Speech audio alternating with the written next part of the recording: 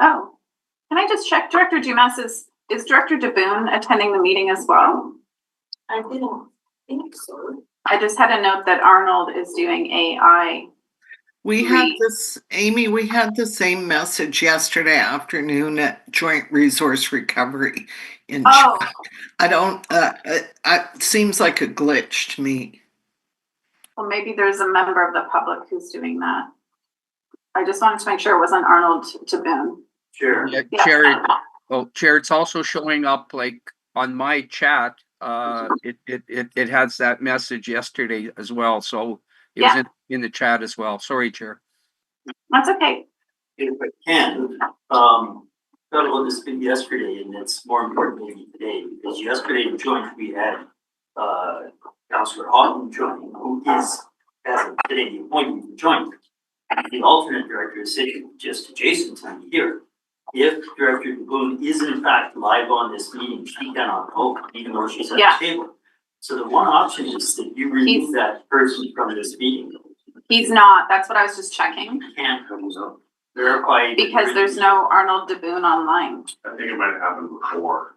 So if we follow up, that's an important thing. We need Director Dumas to be fully involved. That's why I was asking. I wasn't so concerned with the AI part because we've had other meetings that do that, as long as it's not during certain parts. But I was just verifying, is Arnold DeBoon on the call? Director DeBoon, if you're on the call, if you can unmute and say hello.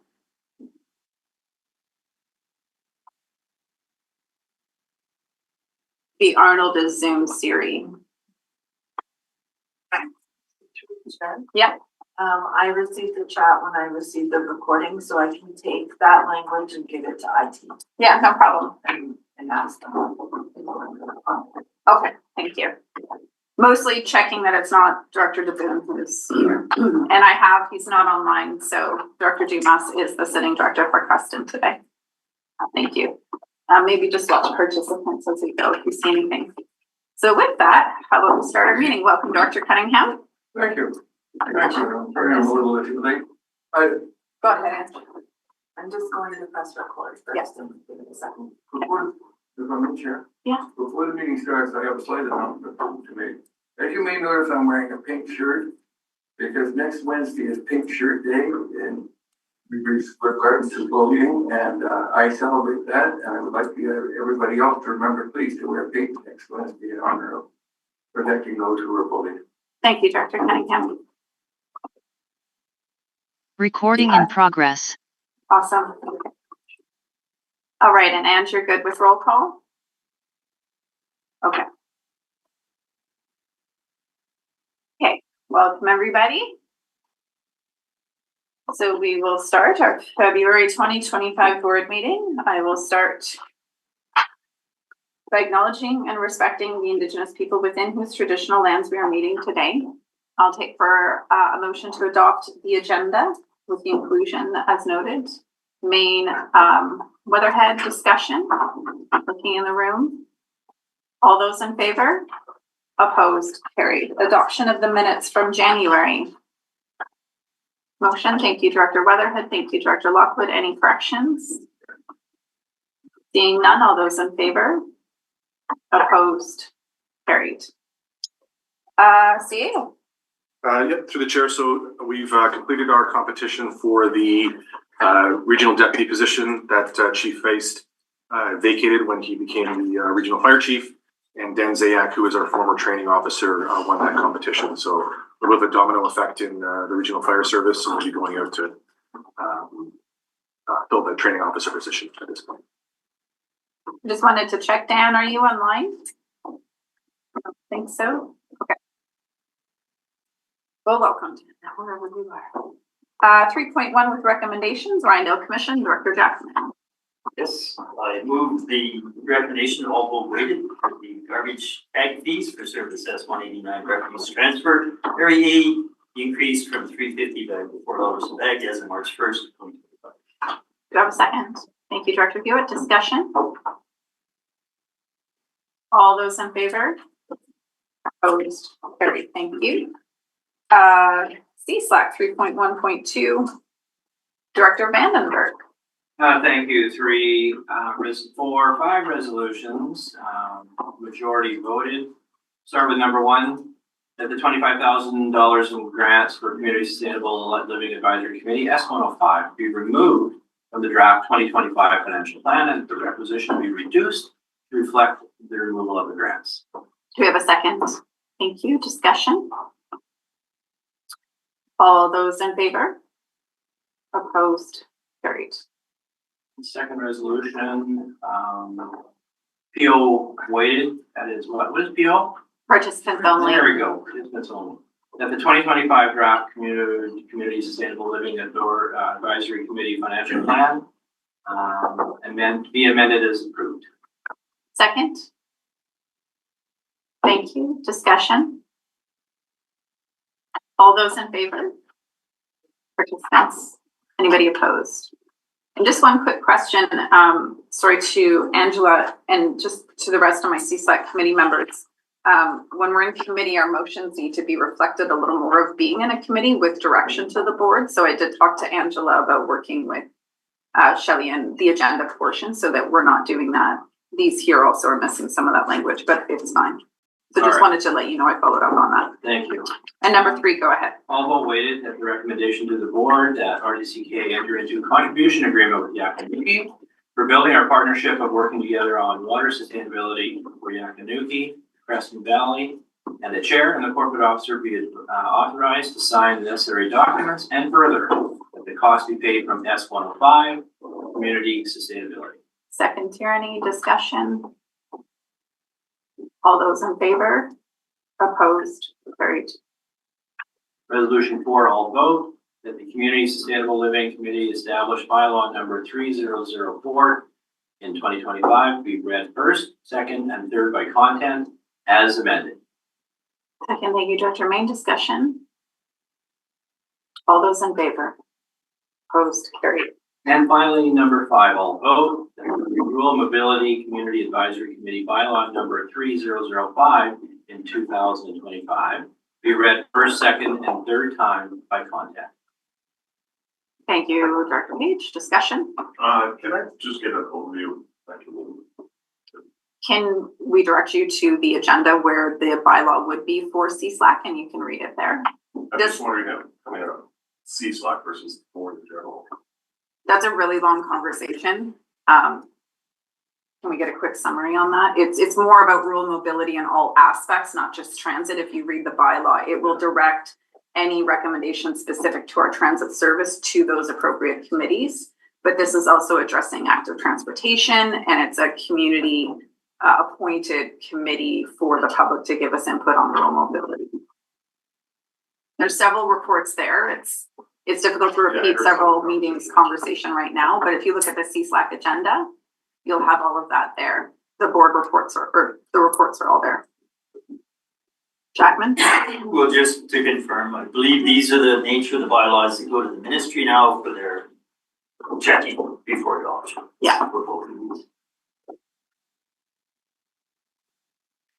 Okay, do we vote on that? No. Further discussion. All those in favor? Opposed? Carried. Joint Resource Recovery Committee, Dr. Jackman. Yes, thank you. We only have one recommendation from yesterday's joint resource, so this is all vote weighted. I move the board approve RDCK enter into a purchase of goods agreement with Rollins Machinery for the purchase of a reduced model HS 483 item axle compaction push-out trailer to a maximum value of $270,134 plus GST from the chair and corporate operator authorized to sign and further cost to be paid from S187 Refuse Disposal Central. Second, thank you, Lockwood. Discussion. All those in favor? Opposed? Carried. Membership. So this is all one motion. You got Weimer appointments, resource recovery. So that's Carolyn and Denise. And then Area D advisory planning has a new member as well as one leaving. Go ahead, Cunningham. Thank you, Jared. I need to move that with one little slight change. The terms are then 26, not 25. And just that, With the chair, just one moment. yep.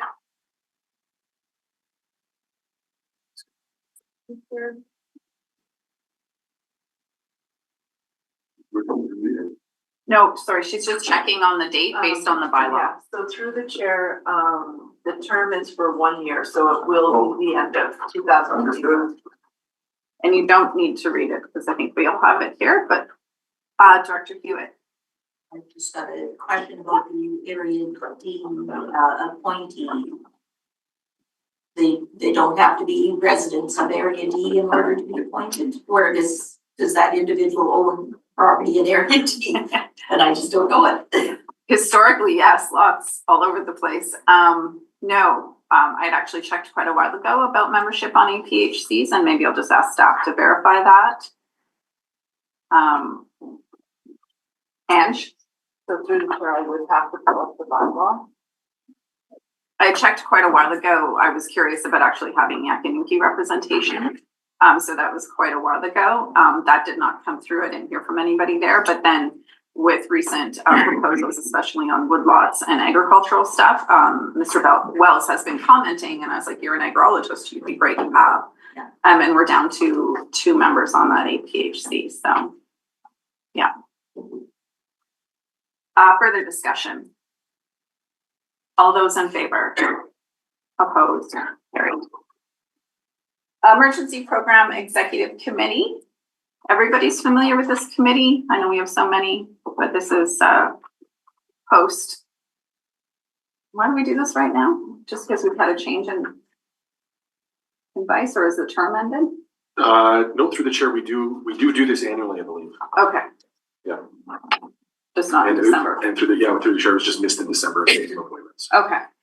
So the first section, I'll ask for those that would like to be appointed and for representation of A, B, C, G, Selma, and Creston, other nominations. Director Vandenberg. Director Vandenberg, do you accept? I do.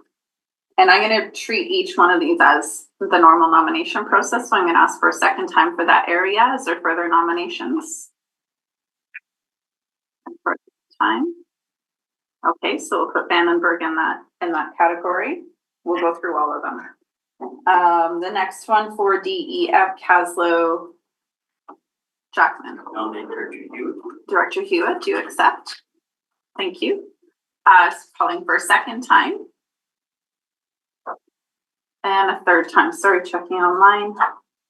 Okay, so we got Vandenberg, Hewitt, and then for the third section, electoral areas HIJK, Nakas, Sillerton, Denver, Slocan. I'll take nominations.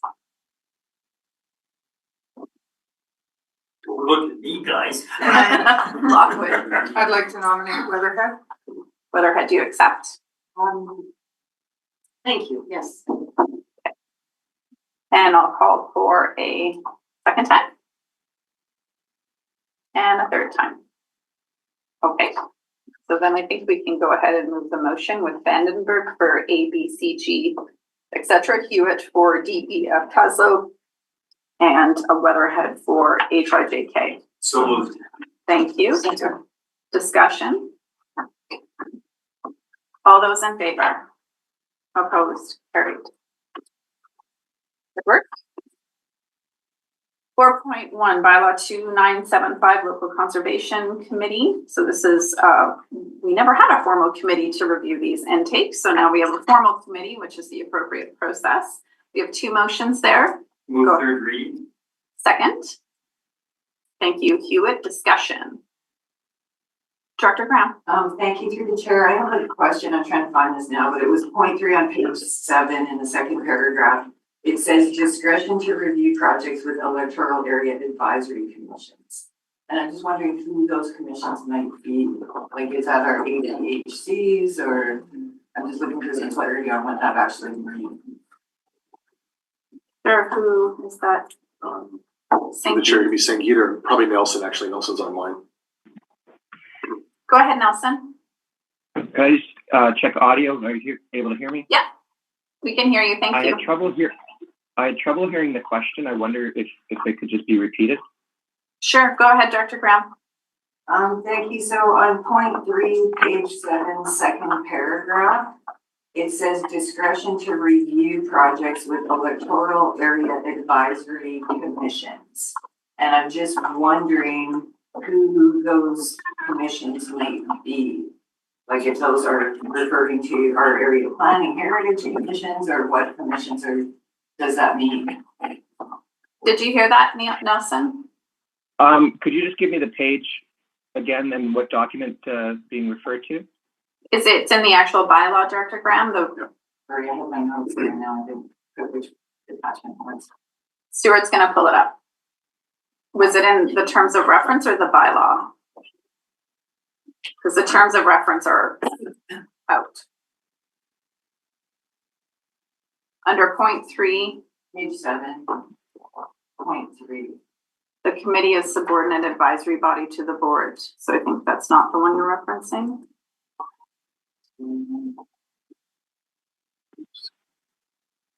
I think it's the terms of reference, which we're not using anymore as far as I understand it.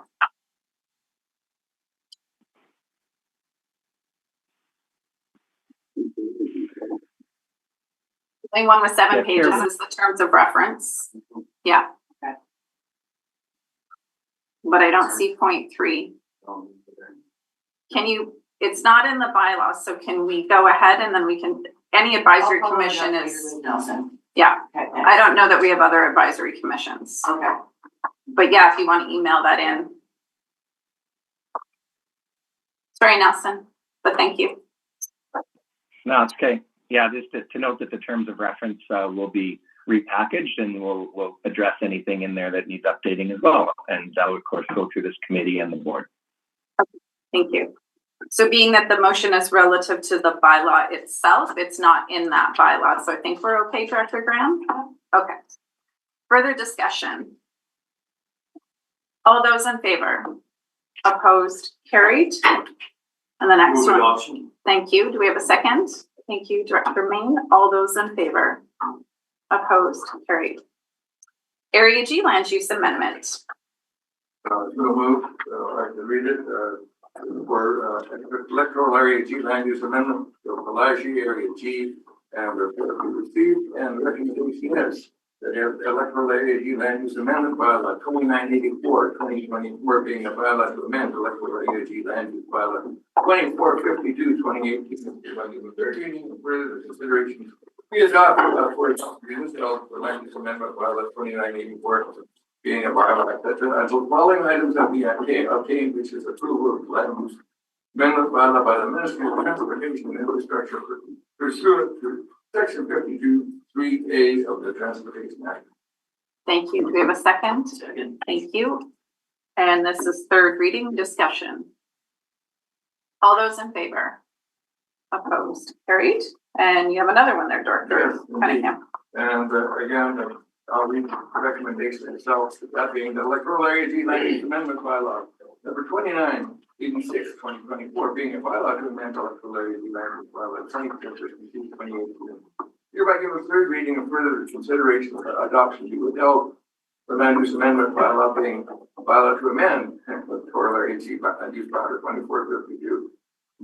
2018 and the following items have been obtained again. Approval of the land use of the bylaw by the Ministry of Transportation and Infrastructure pursuant to Section 3A of the Transportation Act. Second? Thank you. Discussion? All those in favor? Opposed? Carried. 4.4, Director New. I'd like to move referral to the March board meeting. Do we have a second on that? Thank you. On the proprietary referral, Jackman. To board, or does this need to return to RAC first? Good question, Board or RAC? Staff. On board. It went through 2 readings, public hearing. Okay. And you're just referring the no further action for another month? Okay. Further discussion? Jackman? So I'm curious, do we receive input because it's gone through like is there any instruction to staff on referral because it's gone through a public hearing? So if that went back to RAC, we could again review the contents of the public hearing and see if there was some issue. It's good to clarify post-public hearing, what is the process in terms of new information? Well, through the chair, if the motion ended up being anything different than what's on the agenda being referred, we'd have to go back to the start of the process again. But through the chair, what I believe what, and Zach and Sadie can correct me if I'm wrong, but I believe what referring this motion does is it prevents it from being held up for 6 months. Like, we can't bring it back for another 6 months if there's no further action is passed. But if Director Gould wanted to somehow work with staff and the proponent to bring the process back to the beginning and start the application over, I believe that would be possible if this motion is not passed. And I can ask planning staff to confirm that, but. I think essentially if this is passed today, there's nothing that can be done for 6 months. By referring it, it gives another month to see if there's something that can be done. But if something is done, you're triggering the whole planning process to start again. The staff is allowed to continue to work on it. Yes. But new information would likely, or any changes would trigger the requirements on another public hearing, nodding from planning staff. Okay. You know what we're doing? Do you know what we're doing now? On the propriety of referral, I didn't know that there were any, I've never heard of us not being able to refer a motion for a month. It's not about not being able to refer the motion. It's about what is the process that is occurring at that time. So because this is related to a land use planning one that requires public hearings, if you do start working on it or change information, you then have to go back to the public with it. Oh, there would be no Sorry. change of information, no. Okay. Yeah, and through the chair, you're allowed to refer any motion. Yes. I think what Director Diamond was commenting on is usually when something's referred, there's an expectation to say this is the further information we need for staff to bring back before we can consider this. And that hadn't been mentioned, so I believe that's why Director Diamond made that statement. Yeah, no further information is needed. Okay. I know what we're doing. All those in favor? Opposed? Carried. And you got that referred forward. Thank you. 4.5 and 4.6. Oh, these are the repeal commissions. Go ahead, Dr. Hewitt. There's two motions. The first one is that the Caslow and Area Regional Facilities Recreation and Park Service Commission repeal bylaw number 3013-2025 be read a first, second, and third time by content. I'll second that. And I think we'll just provide the context in that we do not have anybody populating these commissions, and it's been several years, but we do have North Kootenay Lake Services Committee where we talk about all these anyhow. So just decreasing the amount of commissions we have and focusing where we have energy, I think is the best way to put it. Anything to add, Director Hewitt? No. Further discussion? All those in favor? Opposed? Carried? And then for adoption of the same. And the chair and corporate officer be authorized to sign. Second that. All those in favor? Opposed? Thank you. Glacier Creek, same thing. That the Glacier Creek Regional Park Commission repeal bylaw number 3014-2025 be read first, second, and third time by content. In that discussion? All those in favor? Opposed? Carried? Adoption. I'll second that. All those in favor? Opposed? Carried. Now the next two, 4.7 and 4.8, Director Hewitt, are you comfortable if we refer these to our Monday meeting for community services?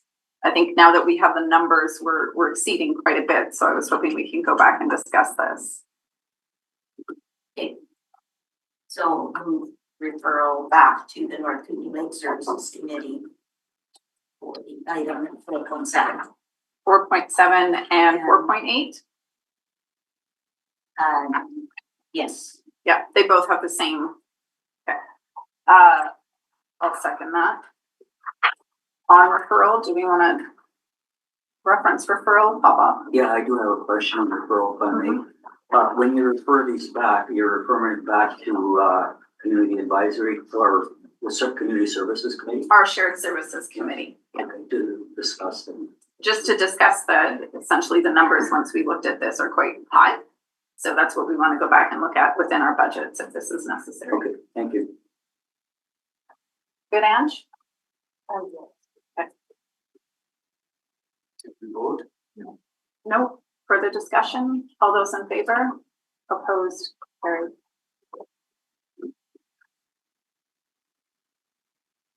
Regional Accessibility Advisory Committee amendment. We have a report, we have a motion. Where do we want to start? Anybody? Hi, Director Lynn. Hello, good morning. Sorry, I was okay, the roads are nasty up there. Someone like to, I will thank move you. 3 readings. Do we have a second? Thank you. Discussion? All those in favor? Opposed? Carried. And the next motion? Prior to moving to option, I Yes. should have said I've already had positive feedback from a remote community group that is looking forward to this. However, since I can't speak after do it, I'll move to option. You can speak in between, that's fine. Do we have a second? Thank you. All those in favor? Opposed? Carried. Okay, bylaw enforcement notice and dispute adjudication. So this is to incorporate our updates to resource recovery, correct? Thank you. Move 3 readings. And do we have a second? Thank you, Popoff. Discussion. I'm gonna check online. Graham. Question through the chair. On 4.1, the RDCK does load securement checks. Is that on like regular vehicles? Yeah, through the chair, we do checks on how well loads are tied down. Okay, then supplemental, then I think $100 is really too low for a fine because a load, like if the load comes apart on a road, like that can be a real danger to other vehicles, and I think $100 is too low. I'm also looking at 5.1, the smoking. I think $100 there is too low. I would think that should be at least 200 for each of those. And then 5.3, failure to dispose of waste in a manner that conforms to work safety BC regulations. To me, seems like that would be done by a company. And again, $100 seems really low for something like that. And I'm still also 8.14, entering a resource recovery facility at a time other than designated hours of operations. Again, a first and second offense of $100, I think is also too low. So, does anyone else have a comment on any of that? Jacqueline. I'm gonna go to Angela and then. So through the chair, my understanding that these rates have been incorporated from the bylaw 2961, the resource recovery regulatory fees bylaw, which has already been adopted. So just part of the context is that this was done at joint resource. And so now we're updating the bylaws that give us the ability to fine, and that's the bylaw you're approving today. Okay. Stuart and then Jacqueline. Through the chair, but if Director Graham has, topics that she wants to bring up at joint resource in terms of what's appropriate fines, that's something we can definitely put on a future agenda if you've got concerns around that, absolutely. So Director Graham, I just want to, does that make sense to you and good points? Okay, Jackman? Jordan's not with us, but depending on the nature of the infraction, are we also limited under the municipal ticketing authority? We can't just fine $500 or $1,000. I thought that was part of where some of these are set. There's different kind of types of infractions. So that's something I'd be interested in having a bylaw bring back to us, because we could be exploring other areas where we can increase our ticketing authority. But I thought we had limitations on some things, even though the fines may seem trivial. I don't think we have the power to fine whatever we want. So Jordan could explain that if he was, future term resource. Yeah, okay. Pop-Up, were you on the list? No, you were just pointing something out. Okay, thank you. All those further discussion? I think that was good. All those in favor? Opposed? Carried. And for adoption? Do you want to ask something before adoption? No. Oh, okay. For adoption, I guess. Second. Okay. Group is very quiet. I know. Conspicuous today. Is everybody dissatisfied with their coffee? All those in favor? Opposed? Carried. Director Graham, just to give you to not lose track of what you're suggesting there, by all means send it to staff and maybe copy alternate director Smink, who generally is there. And then the next time they do it, we can make sure that we captured your thoughts today. Okay. Bylaw 3019, municipal ticketing. This is the second part of the same process. Thank you, Director Hewitt. Second, 3 readings. Thank you. Discussion. All those in favor? Opposed? Carried. And for adoption? I'll move adoption. Thank you. Thank you. All those in favor? Opposed? Carried. Belfour Water Service parcel tax. I understand we approved something, but then forgot to change the numbers. That would occur. Through the chair, I think there might be a form that I still needed to sign again, so I couldn't find it in my email. And we did check. She said you had the approval. You had it? Sorry, it might be from, maybe from the previous. I can send it to you, as long as you consent today, I can send it to you. Okay, thanks, because I have trouble searching my emails. Yeah. So thank you for that. Yeah. Okay, then I'll go ahead and say, the following resolution 2125 being the Belfour Water Service Parcel Tax Amendment and Bylaw 2990 2025 is hereby adopted and the chair and clerk officer will be authorized to sign the same. So that one's being rescinded. Yeah. Right. Second. Thank you. Discussion. All those in favor? Opposed? Carried. And now the one to adopt. Go ahead. Or for second and third. Okay, I'll just move that for second and third. Yeah. Second. Thank you. Discussion. Yes. Yes, no. So this bylaw caps the parcel tax forever. Except in 5 years, can it go up 25%? Yes. No? And yes. So through the chair, Director Graham, we're confusing the service establishment bylaw with the parcel tax bylaw. So the service establishment bylaw, which can increase by 25% every 5 years, is what Director Graham has already given consent to. What this is now just the parcel tax bylaw that goes along with that bylaw to say, this is how much it's raising for this period. Thanks. Yes. This is it's a no greater than, it's not specifying how much, it's only the no greater than, right? Okay. All those in favor? Opposed? Carried. And for adoption? Adoption. Thank you. Second. Thank you, Director McFadden. Hello. All those in favor? Opposed? Carried. Creston and District Outdoor Washroom. Who would like to take that one? Sure. Move the recommendation as for the agenda. Thank you. Do we have a second? Thank you, Director Tierney. Discussion? They are needed, they are wanted, and they will be there this year. Okay. Firm statement. Discussion, we're good. All those in favor? Opposed? Carried. CBT Community Readiness Partnership is Dan, is that who wrote this one? Yes. Is Dan on the line or Sankita? List if we have questions. Oh, Dan's there. Yep. Hi, Dan. We have a motion. We have a report. Any questions? Director Weatherhead. Thank you, through the chair. My question when I was reading the report about the background and history, this is a new agreement and this is for the entire regional district in terms of the emergency disaster mitigations, not just not just these websites that were named in the previous.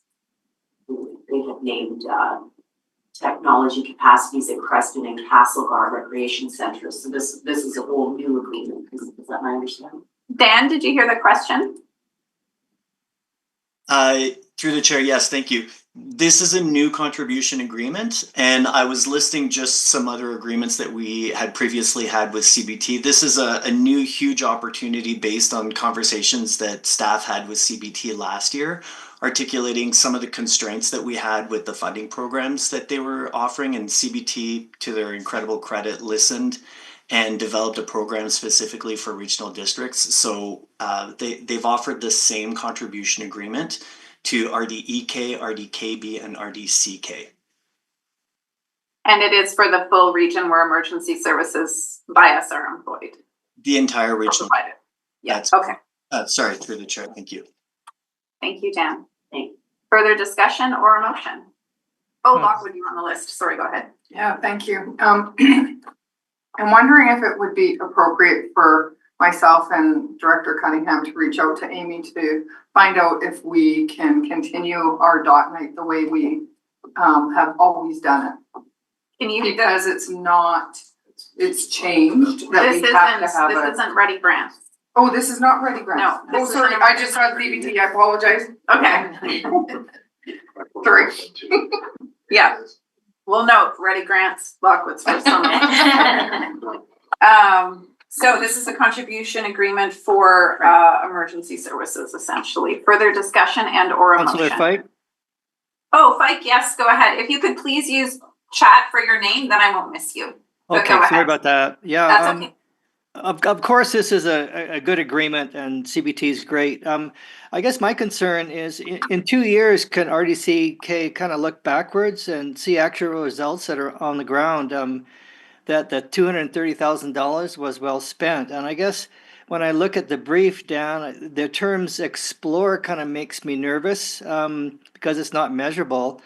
And I really don't want to spend any money on consultants. That was mentioned as well.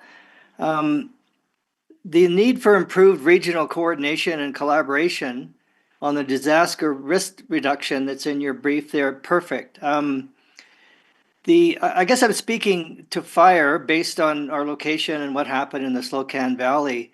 But, you know, so I'm not speaking to floods, but to support community resiliency, I mean, it's really cheaper to fire smart your home than to rebuild it. So I would love to see, and I know the RDCK has a assessment a rebate program to sort of maybe push fire smarting a bit more. I know insurance is going to step in there and decide whether your house is fire smart or not and decide to insure you.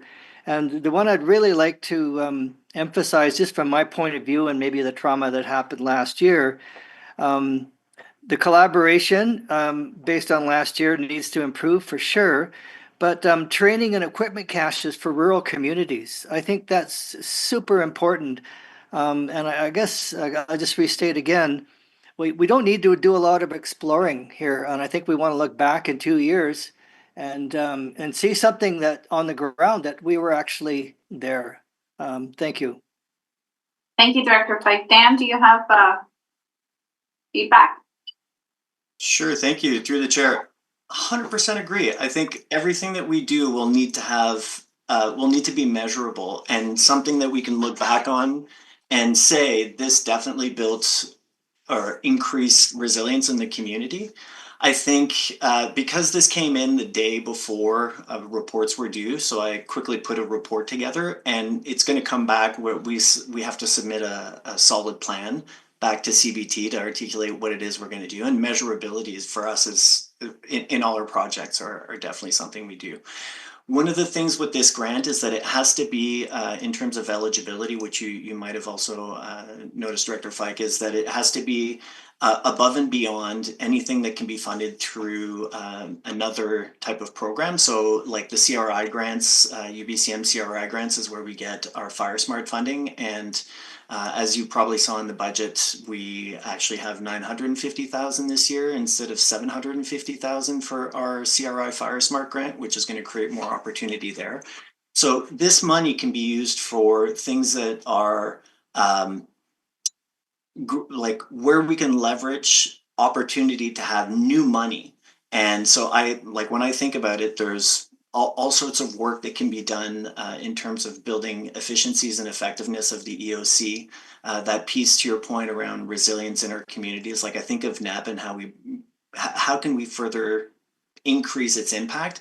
The other piece is we might need to use some consultants because one of the things that I'm conscious of is when we have this kind of money, it creates an opportunity to increase our capacity and without burdening staff beyond just the administrative component of the granting process. So there is an opportunity when we use consultants, but using them for let's say, functions that are appropriate. So it's not about outsourcing and then, they create a report and it sits on the shelf.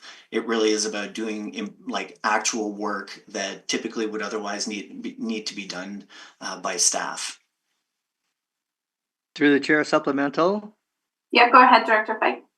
Yeah, I agree that, we're not dumping the funds into further fire smart assessment necessarily, but just pushing the idea of fire smarting.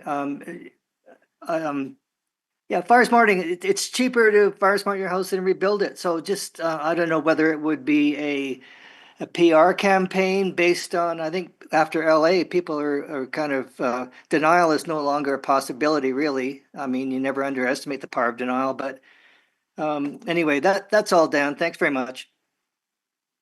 I think there's a couple notes, Dan, that might be helpful, and Director Fike. It might be good for New Denver to receive a delegation from emergency services just to outline the different programming and how they work. You'll have a fire smart coordinator that would address specifically the fire smarting and PR aspects. So it might be good to provide some of that context. And in terms of follow-up from the fires this summer, we have several after action processes that have occurred that I assume, Dan, this is my question to you, those will be part of what informs what we could act on based on what we heard from the outcomes of this summer from those reports. Is that correct? Yes, through the chair, absolutely. So it creates an opportunity for us to probably do more out of our after action reviews. We're expecting those by the end of March, so the report should be coming in around then. And then again, prioritizing what those activities are and recommendations that they have in there. And the other part is that's a bit of the wild card, and that doesn't necessarily have funding attached to it, is EDMA is going to be coming out most likely with its regulations, or at least part of its regulations this year. And these funds could be also used to, a part of these funds could be held back and used to address any activities that would be coming out of the EDMA regulations as well. Thank you, Dan. Director Fike, just so you know, if you can take your hand down and then just put your name in chat. It's easier for me to see with so many people online, and then I won't miss you. Thank you. Popoff and then Maine. Yeah, thank you, Chair. I think Director Fike mentioned in that agreement training for our communities. And I guess the question that I have, the training for communities that don't have fire service within their catchment area, outside that, because our fire services, or does that include training for our different fire halls? Dan?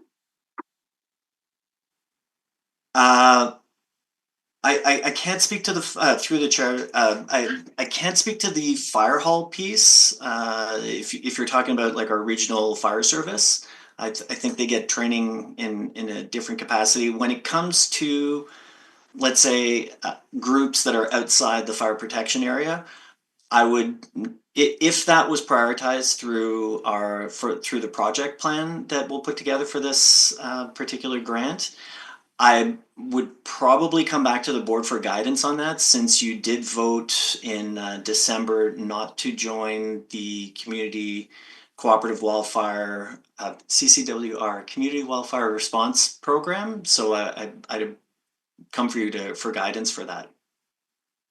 So Director Popoff, just as a reminder, and it's in the chair's report, we have the briefing note there on our issues, and I'll speak to, we met with Minister Anderson about trying to get that program to be as applicable and usable as possible in its current format. It's not productive, and it's quite burdensome.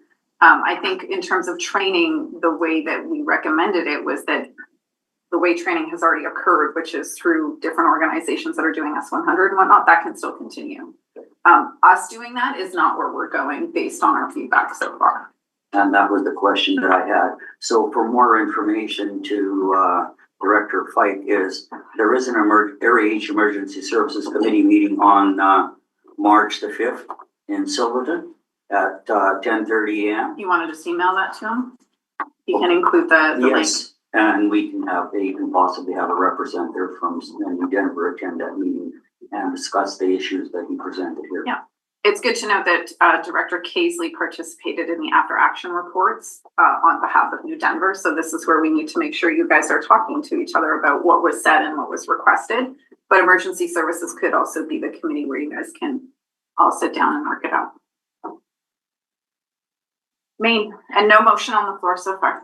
Okay, great, thank you. I have a very simple question and then a supplemental depending on the answer to the question. So I believe that this references emergencies not limited to fire, correct?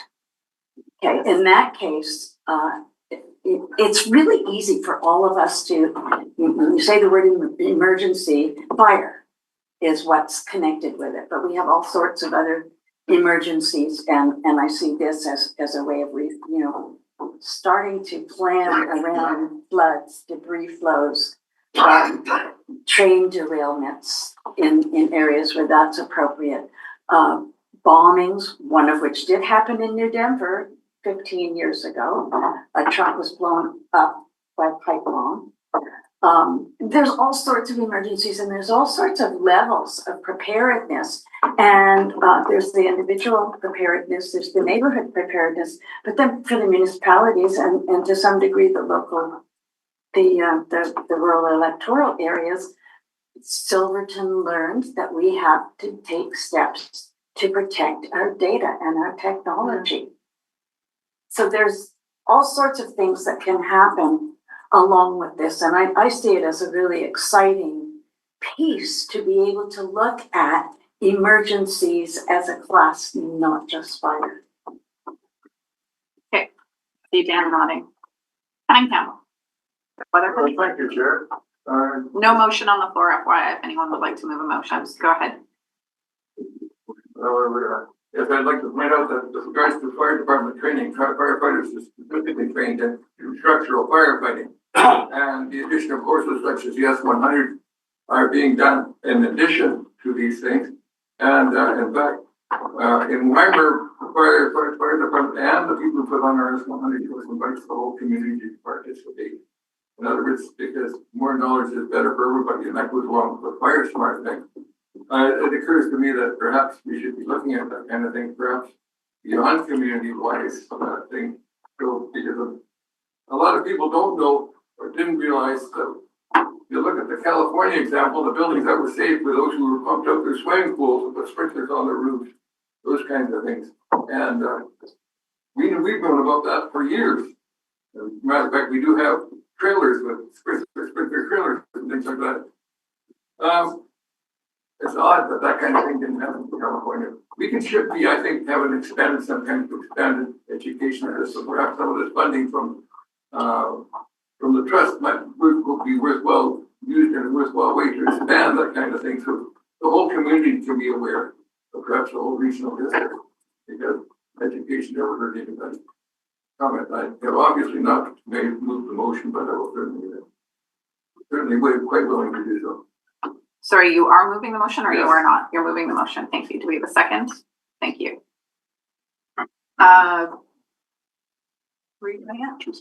Oh, sorry. I was just gonna see Dan, you're good. You heard that? Okay. Director Weatherhead, go ahead.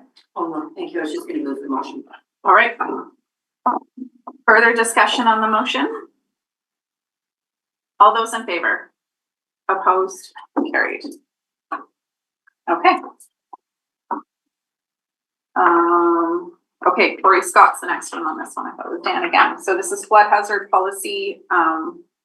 Corey or Sankita? I see Sankita there.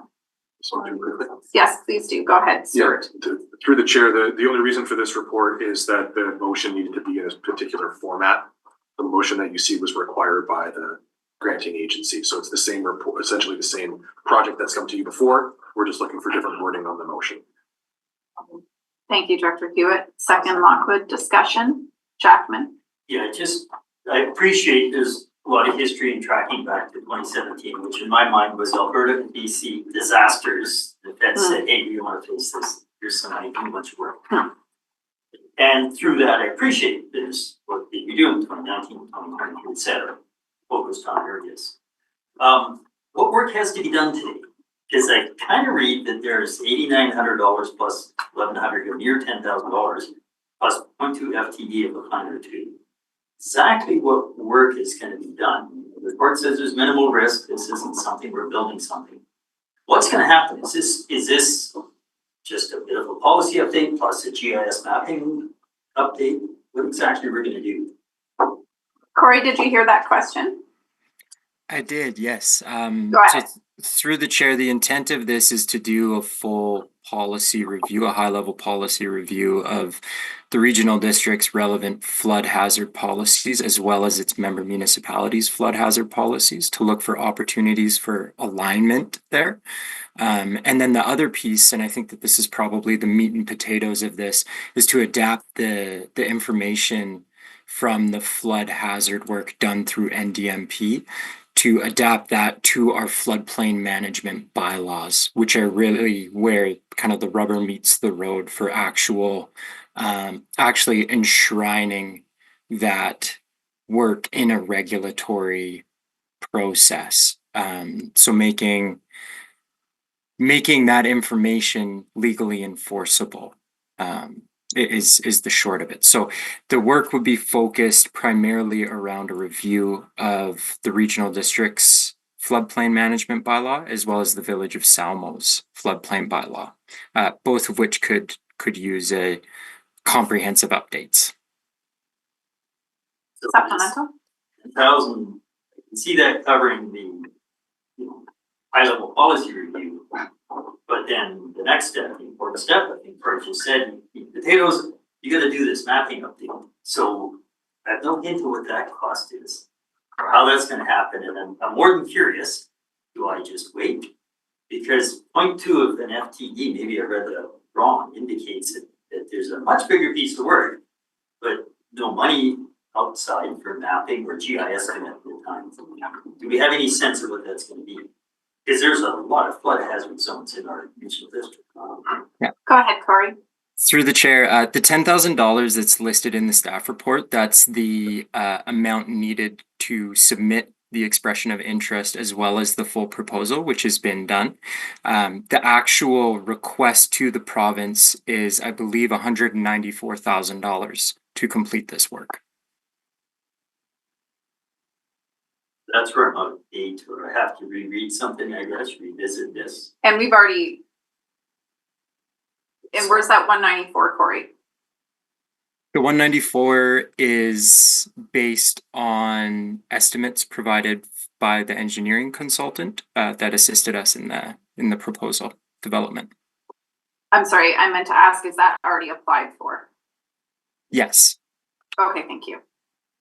Cunningham? Thank you, through the chair to staff. After the flooding that occurred in the Salmo area a number of years ago, it seemed to me that we did some LiDAR work talking about flood levels and the use of those kinds of things. And it seemed to me that the district afterwards had the whole district LiDAR. For those of you who know, that's okay. Can you refresh me on that? How far that went and how if that information is still useful and what we're planning on doing today? For example, so the NDMP he referenced is the LiDAR. Pardon? The NDMP he referenced is the LiDAR that will be used to update. Is that correct, Corey? Through the chair, yes, that's correct. And to build on that a little bit, the LiDAR collected through the NDMP, that's just sitting as information right now. It's not enshrined in any bylaws. And that's what this project would seek to do. It would be to update our floodplain regulations based on that LiDAR data. Thank you. That's helps a lot. Okay, great. Oh, Sangeeta, you needed to add something to that? Nope, you're good? Corey covered it. Okay, thanks. Director Graham? Thank you. So through the chair, a motion that it says to commits to cost overruns. It would, to me, would make more sense if it had cost overruns up to some number, like just having an open-ended motion, which it doesn't seem like it's going to be, the cost overrun is going to be that high, but we don't know. And I would think that it would make it would just make sense to add, if we could ask staff what a reasonable number would be and to have the cost overruns up to a number would just be a suggestion here. Through the chair, my first question is whether that would be acceptable from the granting process. And I think that Corey had mentioned that if there was cost overruns, they would be likely internal staff costs that we'd have to spend more time on it.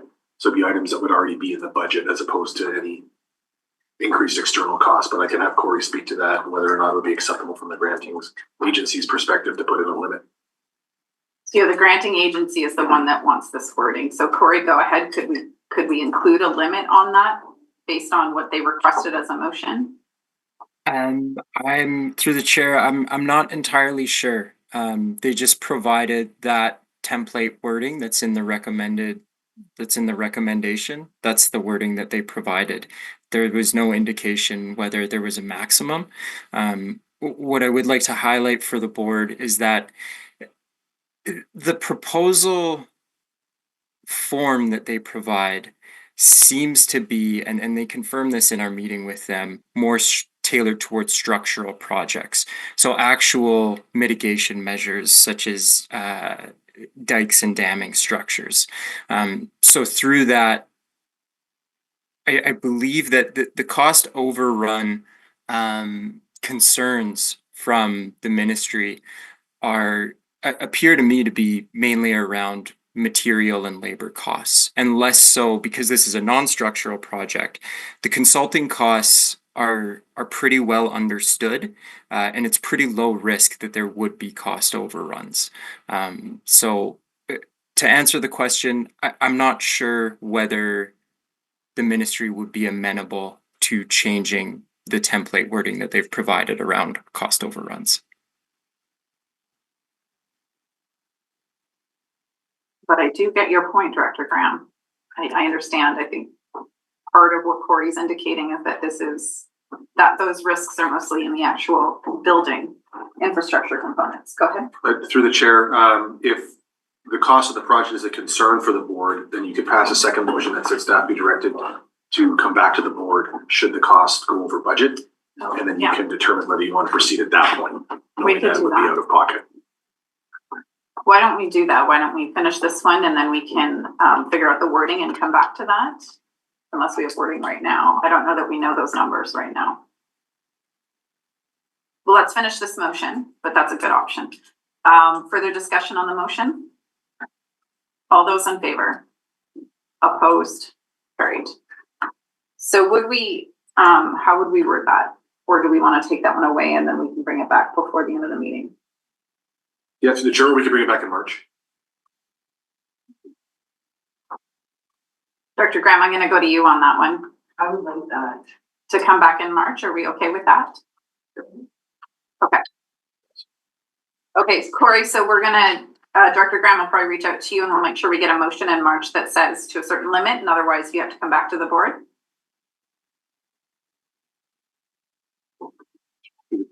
We know the limit because it's the grant application amount, so we know what the dollar amount is we're working with. Okay. And we can make it a very general motion that the board's required to approve any cost overruns on the project. Okay. We got it, Corey. Sorry. Okay. May I ask a question? Yes.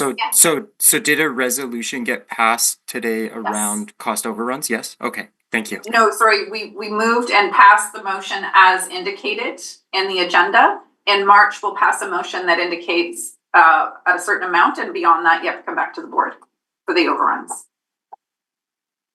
Okay. Thank you. Dr. Lockwood. I appreciate the discussion and understand where Director Graham is going.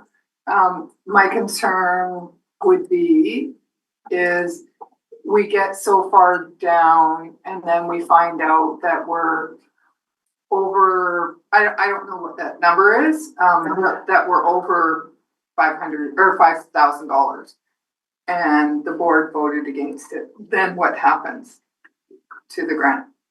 Sorry, through the chair, we'd have to wait till we get to that point. Okay. We'd have to let you know what work would need to be done and how much further we could go with it and let you weigh the pros and cons of whether or not you want to proceed. Okay. I think when we have the motion in March, that's when we can really be clear about what we're expecting. Okay.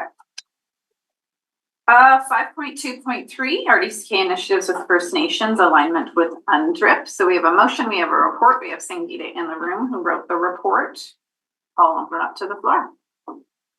Jackman. Don't start your timer, Chair, please. I'm looking at 61 pages. Means I'm gonna start my time. Go ahead. Of information, the staff compilation of information, opinion, supporting documents, reference documents, legal opinions on one viewpoint. And in 2 minutes, I can't possibly begin to ask the questions I want to ask, but so I'll start with the positive. On pages 240 onwards and 259 onwards, good for us. We're doing pretty good so far. We have a lot of work in the hopper. Some of it's intermittently progressing and then kind of stalling, but we are doing good work. It's not as if we don't know what we're doing. It's not as if we don't know what we want to do. When I look at training, and I read some of the words in the report, to assist the board's desired approach to working with Indigenous nations. Maybe the first training or workshop needs to be us to sit down and update the board's desired approach to working with Indigenous nations before beginning with training.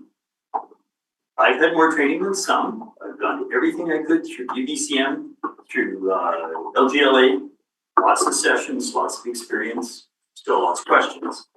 But maybe before we presume what needs to be done, because some of it will be very valuable training and some of it might actually be, and it's going to be disparaging, might be almost puppy training. That I think understanding the board's desired approach to being updated is the first thing we talk about, not as a telling, but talking about before. Need some patience. Harcourt, Premier Harcourt, 30 years ago, put a mere $20 million on the table. And all stakeholders have come some distance, some a long ways. We saw our Prime Minister the other day talking about part of what came out of that mere $20 million investment 30 years ago. And some of it has changed entirely. We're not looking at treaty, we're looking at understanding, revenue sharing, economic independence. A lot has been achieved. And we're, as I said earlier, we're on track on several things already. So also I read in here, looking for staff time dedicated to relationship building. We already have relationships built. And all of our approaches need to be a team approach, not staff or staff to staff. I'm looking for time and understanding and dedication to us as a team, because we're all a team. So this isn't something that happens there and then we get trained on how our role will evolve. I've tried so hard to have community-to-community initiatives go ahead and failed a couple times, and not for failure of communication with my peers in Indigenous governance. Somehow it felt like. Whether or not that's the thing anymore, community-to-community, that to me is fundamentally the human-to-human, hey, how's it going approach?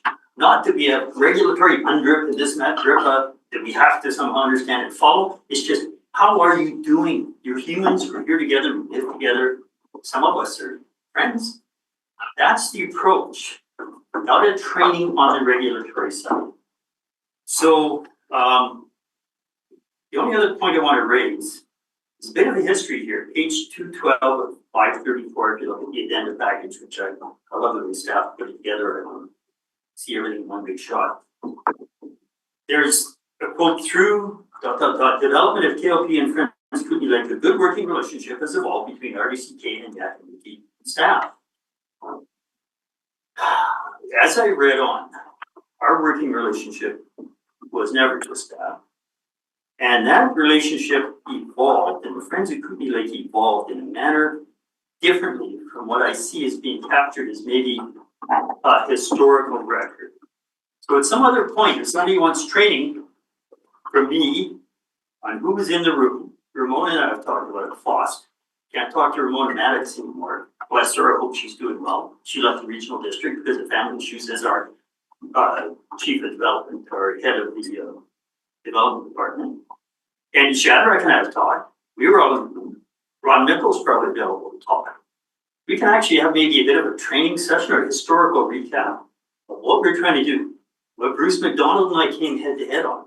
Why Friends of Kootenay Lake received direct support from the governance leaders to make sure that there was a community voice that didn't upset Ottawa. There's a big story there. 61 pages misses that. So, want to have a cup of coffee or training session? Want me to invite some of my peers who I still talk to? We can do that too. Main point, the next workshop maybe needs to be understanding the board's desired approach to working with Indigenous nations.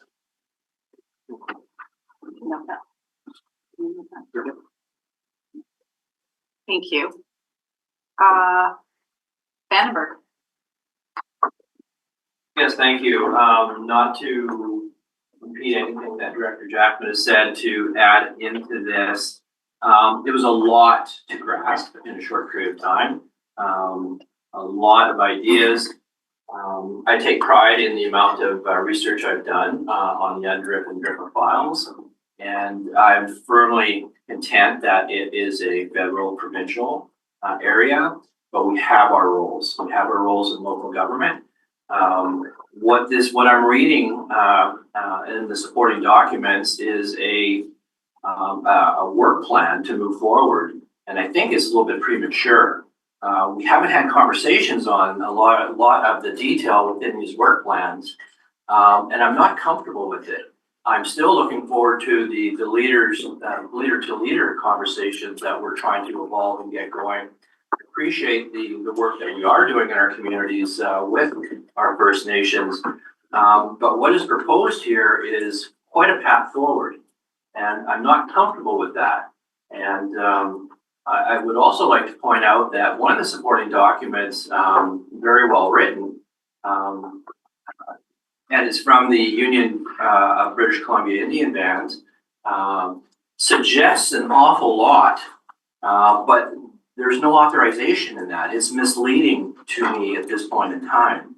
And the work plan attached to it is a lot of wishes and wannabes. We need to slow it down a little bit, and we need to decide as a leadership group where we want to go with this. I also want to reflect that that document provided from us to us does not reflect all the bands in British Columbia, my research tells me. And so to me, that's not the authority that we ought to be going by. We need to be working with what the province is working on, and that's their action plan, the 46 items that they're working through and being reported on. For us to jump ahead of this, I think is a mistake. And I also want to, not only with the work plan, which is very detailed and a lot of assumptions are made in there, just talk about our list of projects that we're happy to work on, the Emergency Act, our partnership, however, the Kootenay Lake Partnership, wherever it is at the day-to-day, our feasibility and our sustainability with our Crescent Valley Water. These are all positive things moving forward, and I'm welcoming conversations with the leaders of that group. Referenced in there is the traditional use study. Okay, well, we still have work to do on that. We haven't even had a conversation on that as yet, and we've been asking them for that for a long time. Some assumptions, our wayfinding project, we're working with First Nations, but it's not even identified in the list of projects. And the West Crescent Ferry Landing, that's not even formalized. So those are examples of things that there's a lot of pieces here that are moving in and around, and I don't know how it's being directed, and I'm concerned about that. The first part of the motion I don't support right now because there's no business case, as I like to say. The second part of it is, yeah, I do want to get together with and talk to the appropriate people as a group, and then inform our staff where we want to go with this.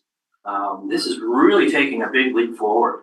And I really believe strongly, my spidey senses tell me we need to back up a little bit because we have leaders on the provincial and federal side that still need to do some of the work. I don't want to be stepping in on a local level and doing that work. That's not necessary because I'm comfortable that we are doing what we need to do currently today. Thank you. Director Graham, go ahead.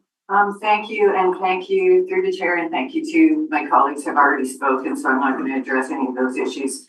My question is, we're doing a lot, like there's a lot that's being done, there's staff time that's dedicated to relationship building, there's project specific costs for KLP, there's training and capacity building, like the cultural sensitivity humility training, we're coordinating engagement efforts and policies. So my question is, and it's not in this report, we're being asked for $15,000. So what I would like to understand is how much we are already spending.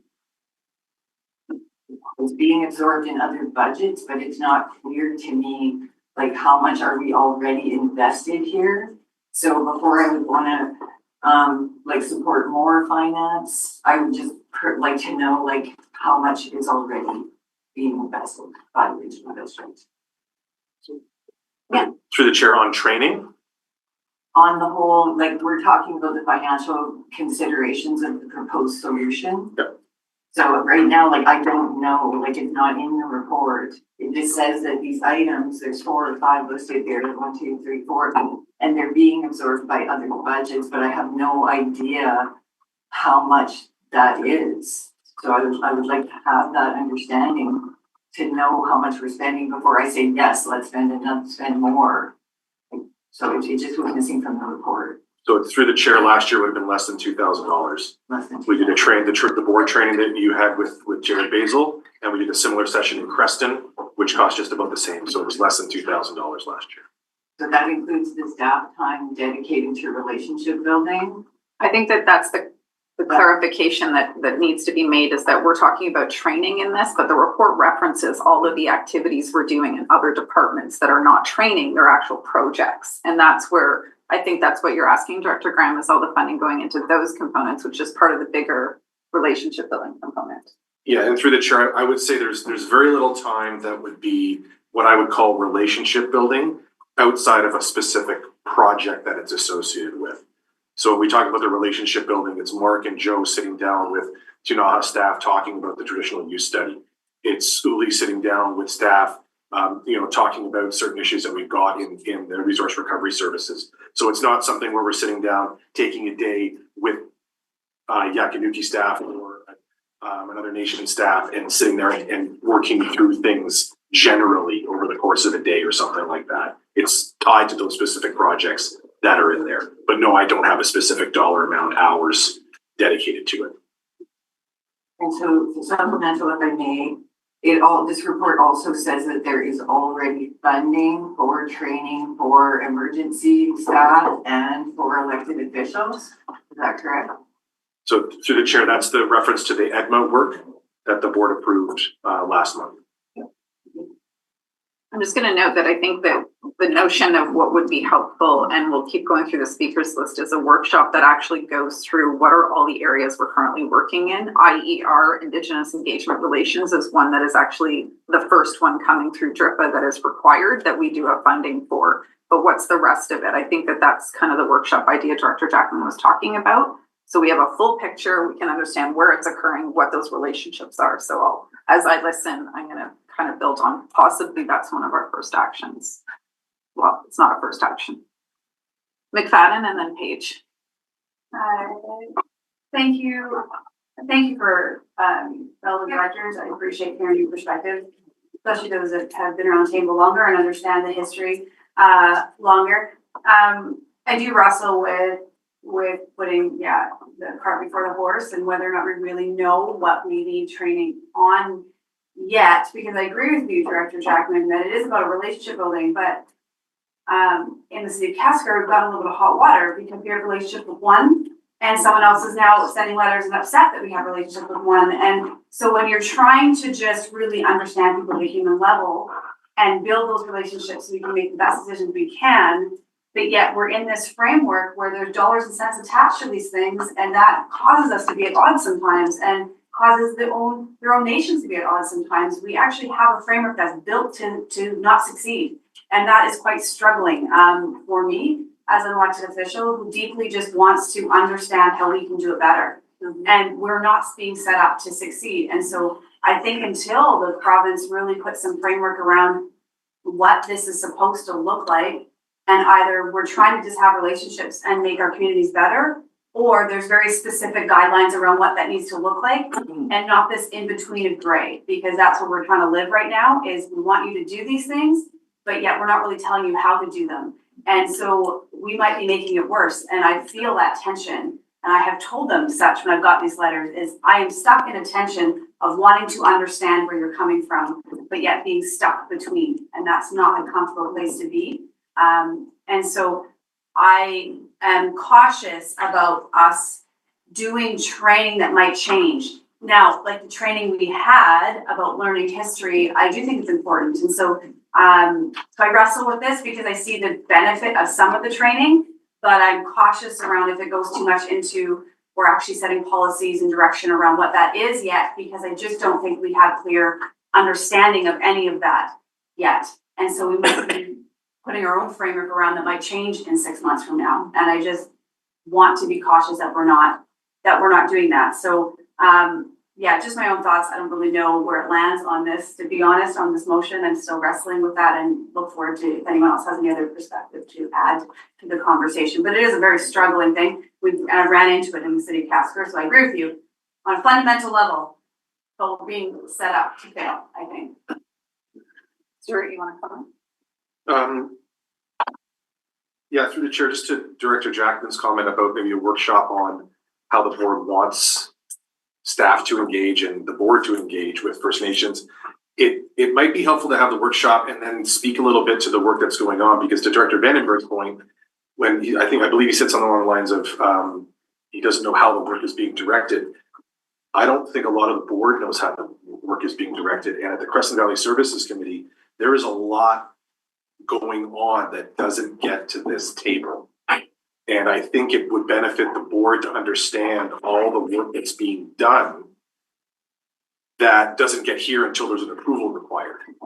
And it might help the board to understand that before getting into some different types of training. So that a workshop to that end could be helpful to get resource recovery, to get parks, to get community services, to get planning in the room, to get emergency management, talk about all the different lines we've got in the water, and particularly highlighting the sub-region that a lot of this work is happening in, where the rest of the board doesn't always get that information filtered to them at this table.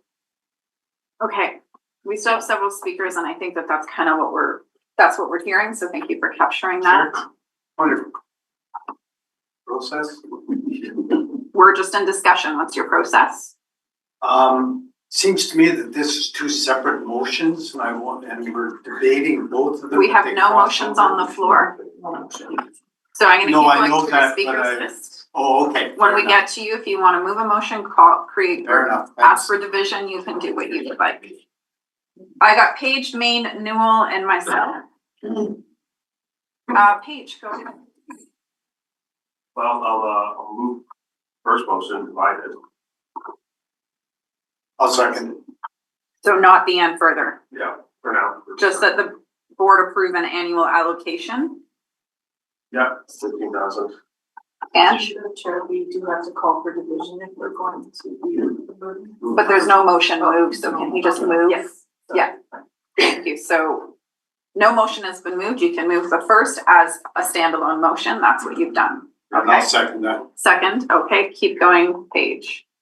I appreciate everything that's been said, and I would look forward to a deeper conversation and a workshop on both the history of this organization, but also how this work best ties into local government. I think it's important when we speak from a lived experience, when we address the systemic injustices, that it's not always a place where we get to, especially if you're a visible or non-visible minority, step away from the discomfort that exists from the social injustice that's being enacted over a systemic period. And so I think as much as the work is uncomfortable as we transition, these solutions will take generations to land and to reap benefit. And it's going to be uncomfortable for some time as we learn what pieces of policy, what pieces of systemic injustice we need to unwind in the way we approach our work. And so I think we definitely, as an organization, need to allocate the kinds of resources, both in finances and in time and in our own commitment to doing that work at this level, because it impacts everything that all governments do in the littlest things from water systems to the biggest things, racism and how we approach dialogue with each other, who's at the table making decisions when they're making them and impacted by them. So I'm in support of the allocation and having staff create space, and I look forward to discussing the second motion. Can you put Vandenberg for a second time? So I'm going to keep going through the speakers list, even though we have a motion on the floor. It's all the same topic, so I'm not going to divide the speakers list. So Maine, Newell, we're next. Thank you. Through the chair, we are already engaged in relationships with Indigenous populations in our area. They are already our neighbors. By us pushing the work farther and farther down the road does not benefit our various relationships with them, both individually, institutionally, local government, provincial government, federal government. It's an incredibly complex topic to approach. There is legislation in other orders of government that are being successively applied to us. We never know which one they're going to hand down and say you have to do this now. So the foundational work that we need to do in order to understand who our neighbors are, what our relationships with those neighbors are, it's important work. And we have been doing some of it, but some of it we've taken steps and then not followed through those steps. We created an MOU with Tinaha that was specifically stated at that time that this could serve as a template for our relationships with other nations, Métis, Inuit, whoever is here that we need to engage with. And that piece seems to have been lost, that there was a lot of discussion around that. It is important for us to maintain and not just an open mind and an open heart, but a willingness to engage regarding the diversity, equity, and inclusion of First Nations, Métis, Inuit, and other indigenous populations that who are our neighbors.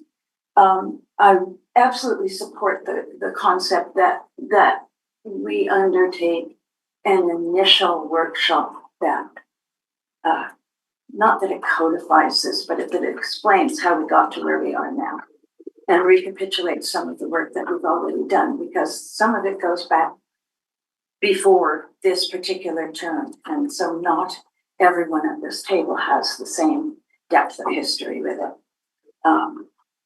I support the motion that was moved, and yeah, I'll leave it at that. I think it's pretty obvious where I stand on it.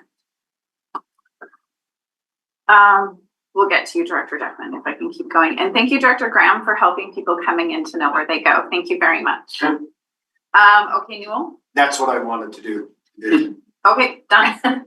So before I go to the second round of speakers, and that's Vandenberg and Jackman, I do want to speak as well, so I'm going to do that for the first time. So just as an FYI to my rural directors, we have a rural allowance, and I have used that to take 2 different Indigenous courses just for my own information. So just a friendly reminder, if you'd like to use the rural allowance, the outdoor learning program is amazing. The University of Alberta has an amazing program, and they're self-paced, and they're really good just to history, understanding from doctrine and discovery all the way up to the Indian Act to all of it. So it's a good backgrounder, and you are welcome to sign up for those. I do want to highlight the Indigenous Engagement Regulation, I believe is the R in that acronym, is what we have moved forward with working on a regional basis. I do feel like from a substantive piece of work that is regional based that is going to get very constructive, that is it in this current setting. And I'm all for working with that and seeing where that goes without creating a whole other aspect at this time. In terms of bigger projects we might take on, I think that's where DRIP is hitting the ground and where we're really going to understand it. So I just want to highlight that we are moving forward on that. I do want to recognize that one of the experiences I've had as an elected official over the decade and whatnot, where Indigenous relations have become a part of what we have to consider, and gratefully so, I'm of course, happy to learn and want to see how we can do things very differently. But with that, the Kootenay Lake Partnership is one where I've learned how difficult it is as such a diverse organization to have one say one thing and assume it's the whole organization saying that. And this is where I feel internally we have to really get clear with when staff says something, that's not the same as the board giving direction to do something.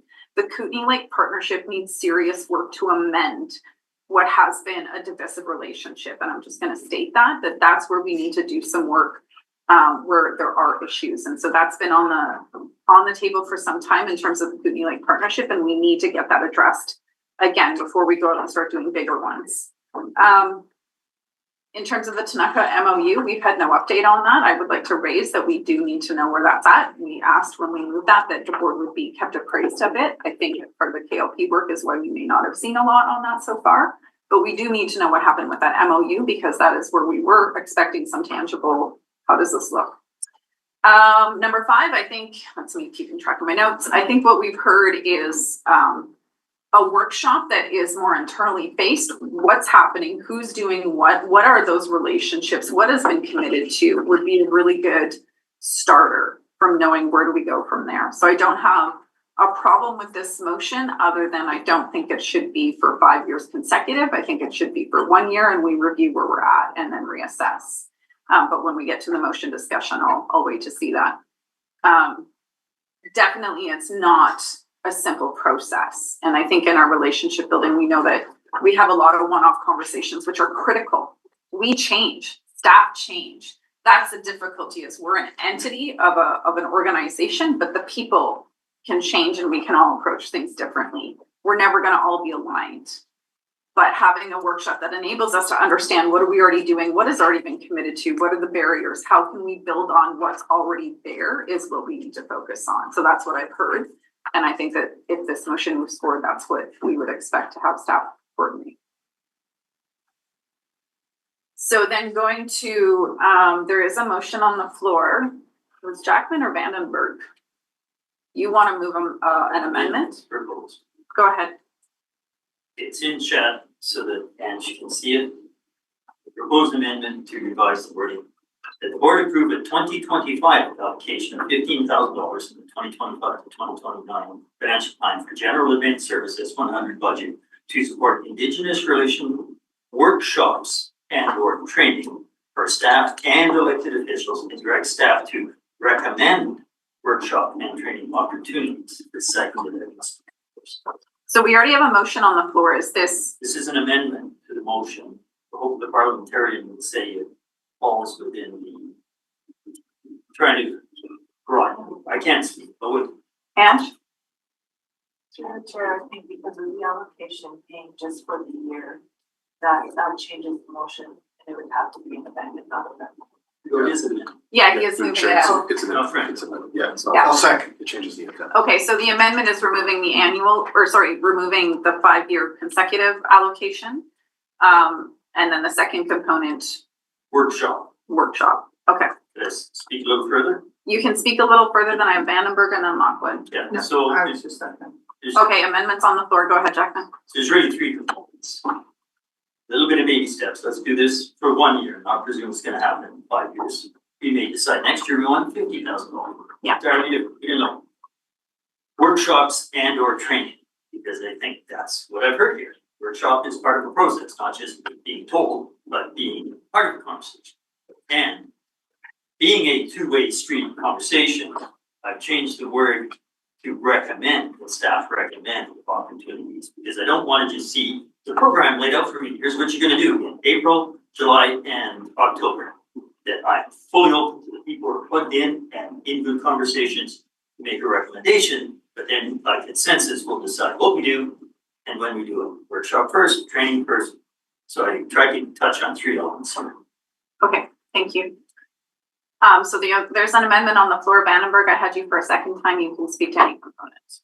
Thank you. I'll speak to the amendment, and I appreciate the amendment because what the amendment is now doing is being very specific as to what we're going to work on, and it expresses the need for us to work in that capacity. Before it was quite open. I was uncomfortable with it. Didn't agree with spending $75,000 over 5 years. This brings it back to where it needs to be, so that we can work together and understand what direction we need to go based on what we're responsible to do. So I'm in support of the amendment. Thank you. Hannah Graf. Yeah, hi, sorry, for some reason it was just going to Gary, which wasn't I think this is just a friendly on my part. Shouldn't it be up to 15,000?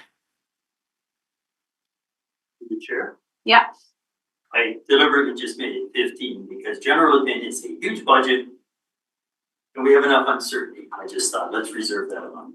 So open to a friendly suggestion if that's what the committee wants, but I thought, let's just make it 300. Stuart? So through the chair, it would be a friendly amendment, but the mover would have to accept it as that. You accept it as that? Sure, up to again. Up to. If we don't spend it, it goes to next year. That it was friendly, very friendly. Okay. I don't have any other speakers on the amendment. I'm gonna take the vote on the amendment. All those in favor? Anybody opposed? Carried. The motion as amended, which is essentially the amendment. All those in favor? Opposed? Carried. I'm gonna recommend that we take our morning break and then come back for the second component. Okay, 10 minutes. The chair looks. I know, I just didn't want to get into this discussion.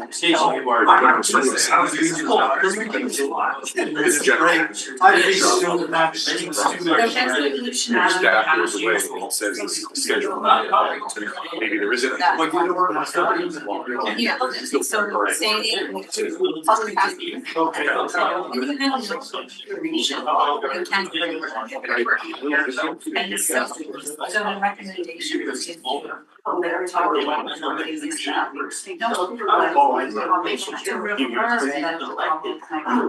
Regional members.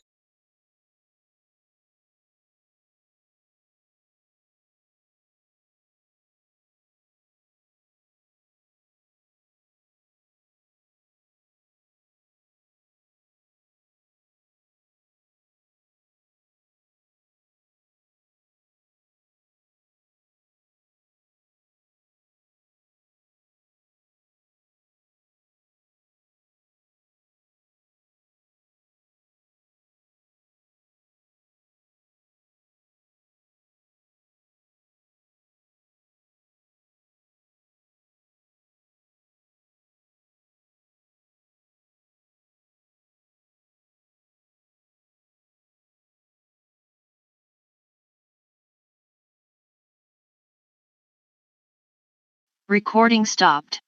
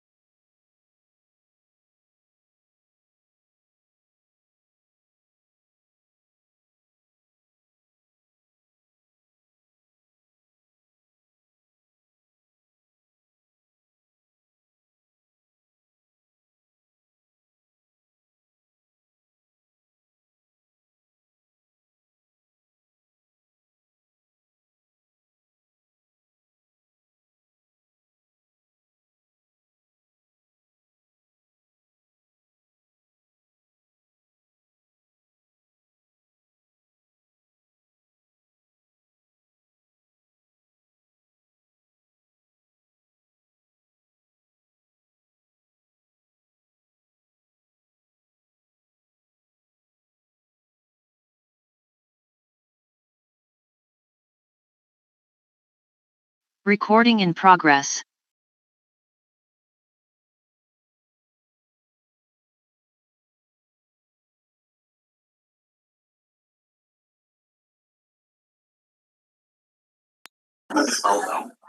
Denise, unmuted. Hi, thanks to everybody who's present. If you could please cease your talking at this time, it does make it difficult for those online. Thank you very much. Okay, I'm just gonna check. We got David off, Bike. Pop off. I had to think for a minute. I'm like, I thought I saw you here. Here you are on the screen too. All right.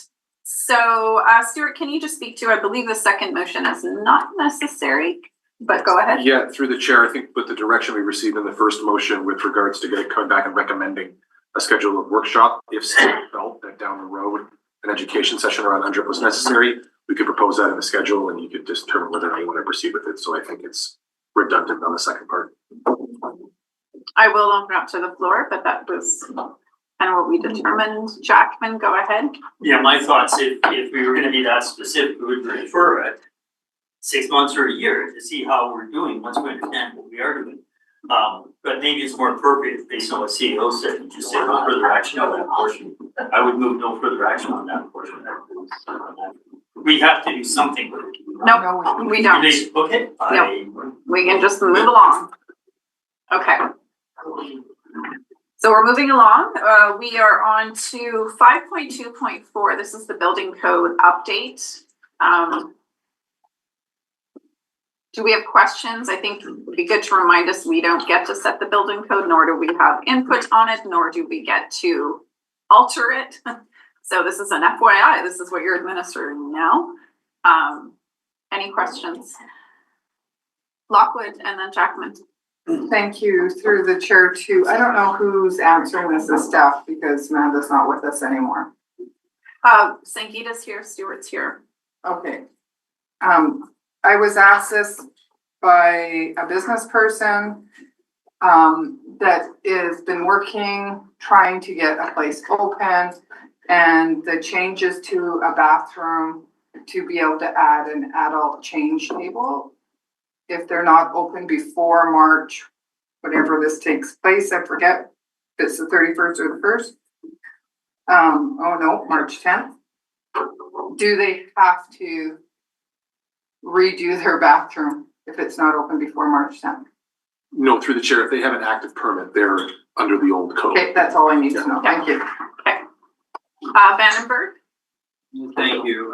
Yeah, it's hard for us to. Sorry, Jackman, I forgot. Go ahead. It's hard for us to, some of us have, are more hands-on when it comes to the building code, and that's kind of my background on this. But I do know that our staff does have some direct input into these type of modifications and changes in the building code. And it's all about safety. It's all about public safety. My caution is that maybe it'd be appropriate to communicate through the staff to the authors of the new code and the province that it'd be nice just to take a little break here, like just relax this a little bit. These codes are changing way too fast, and if you want people to understand and comply and make it easier for everybody to get along and work together, you need to give it a rest a little bit. The codes, in my experience, just lately have changed, well, twice, and I've wondered why. And as I go through them, they're pretty well written. And there's a lot of stuff I don't understand, but just this whole idea of just keep adding in and adding in, amending and amending is very disruptive to people who just want to understand what it is that they need to do and to comply. So I just would like to share that. And I think it's worthwhile that whatever opportunity that our staff gets to input there, it'd be good to reflect that concern. I'd like to suggest, and it's something that we did with this board, I think 2 terms ago, was Director Foss and I. We requested a meeting at UBCM to specifically discuss at the time the new code updates, which was, I believe, when Foss was here. It was in my second term, I believe. 2018. Regardless, at the time, they essentially said, safety, safety, and we'll keep doing what we're doing. But I do think it warrants that we could request another meeting at UBC to raise these issues. And if we do that, we could work on a briefing note with the board to do that, because I think it's great for staff to provide that input. And of course, we'll get the engagement pieces. But those meetings are where we can really try and be clear about what we're advocating for. So I'd suggest we do that. And it would be in June. We'll make that note. I would welcome that, if I may. Yeah. I would welcome that suggestion because I think it's worthwhile having a good conversation around. Okay, executives noted it. So Jackman, I'm sorry, I had you on the list. I went straight to Vandenberg. Nothing personal. No, so good. It's been lots of really good workshops in the past I've been able to attend, where contractors and or involved in any way practitioners in the building. And I expect we're gonna see Suffolk College or College of New Arts come up with the same thing. These aren't as bad of time. This isn't a seismic change, seismic as the heat loss and heat gain issues were a few years ago. That was big because that affected digging in the dirt when we got started. A lot of builders are already looking at this. Most of my design clients, they're looking at future access, wheelchair access, elevator shafts. Putting in elevators residential, not such a big deal. Access, wider turning areas, that's not new, it's pretty common. Seismic and braced walls, braced band walls, vertical, horizontal. Already pretty well every builder knows that we have issues here with snow load, tall wall, wind load, all these big window systems and stuff we have with very little vertical support. I don't see any of this being a big challenge because every builder who's done a few good sized houses already is pretty aware of what he needs. It's not a big deal. I think what would be good to know is what our colleges hopefully going to be offering, like they did with the environmental stuff, doors, windows, and walls, the old kind of courses. And are our inspectors all going to be able to sit in on those? Because that's a great opportunity, not just to sit as peers. We're a bunch of building inspectors. We're going to go to Vancouver or Richmond and sit with only building inspectors and learn about the impact, but to sit with the builders, the owner builders, the professional builders, right here, maybe in Castlegar, because they'll build a relationship and better understanding. So my only outcome of this is I hope our building inspectors are going to make sure they go to local workshops with local builders as and when those opportunities arise. Is that a question through to staff in terms of what we might be doing? I know the REAP program funded a lot of that for that. Can you please explain, Sangeeta, we have hosted education and workshops, but I always thought that was under REAP. So through the chair, there's been several workshops with builders and building officials have attended. And the benefit of Amanda moved on to a provincial position and she'll be code writer. So what Director Vandenberg suggested is something you can communicate right away. As well, our Scout, our other building official, Creston, is very much connected on the code. Okay. Lockwood. Thank you. Oh, wait. Yeah, go ahead. Sorry.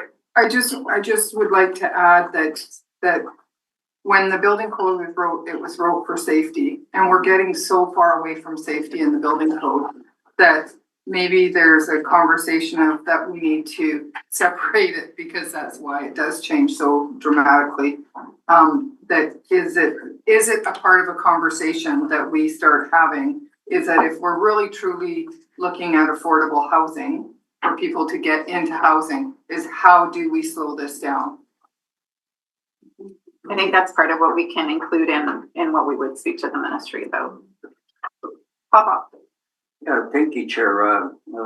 Not being an expert in the building code or whatever, but I was listening to Director Vandenberg, what he suggested here. They're moving too fast. So I was wondering whether a resolution to UBCM would be in order. I wonder also, are other regional districts and municipalities having the same issue with the province moving too fast on the building code? So I realize there's a deadline for AKBLG, and any resolution that comes from the board is basically gets second. Association resolutions just generally get further up the ladder with the resolutions process.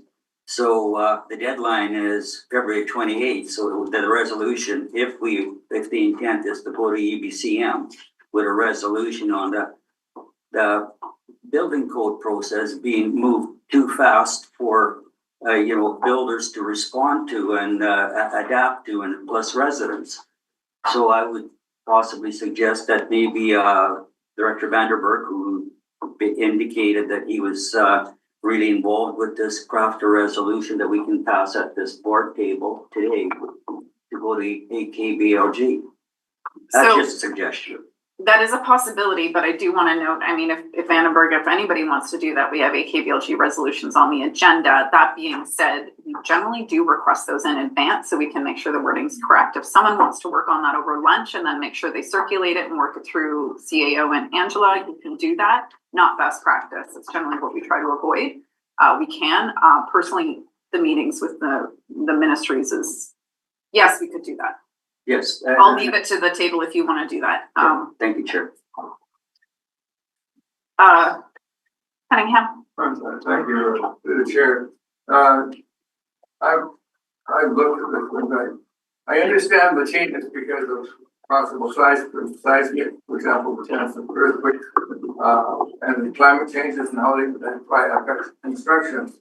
But if I may, I'd just like to read you one section about bracing walls. Now, this is what you have to do if you're a builder. A brace wall band is an imaginary continuous straight band extending vertically and horizontally through a building or part of a building in which the brace wall panels are constructed. Now, can you tell me how you're going to construct something imaginary? We're not builders. I know, and I don't think any normal builder could understand that either. I'm just saying. We do need some kind of clarification to make it a little bit more normal for people. Well, I appreciate the building inspectors who help interpret what that all means. Okay, this is just for information. We have a couple action items we'll come back to either in June or later today if someone crafts the motion. 5.3.1 Erickson Water System. Who would like to move that? Director Tierney. Yes, that the board directs staff to award the contract for the Erickson Water System, Erickson Road Water Main Upgrades to Right Way Holdings Limited.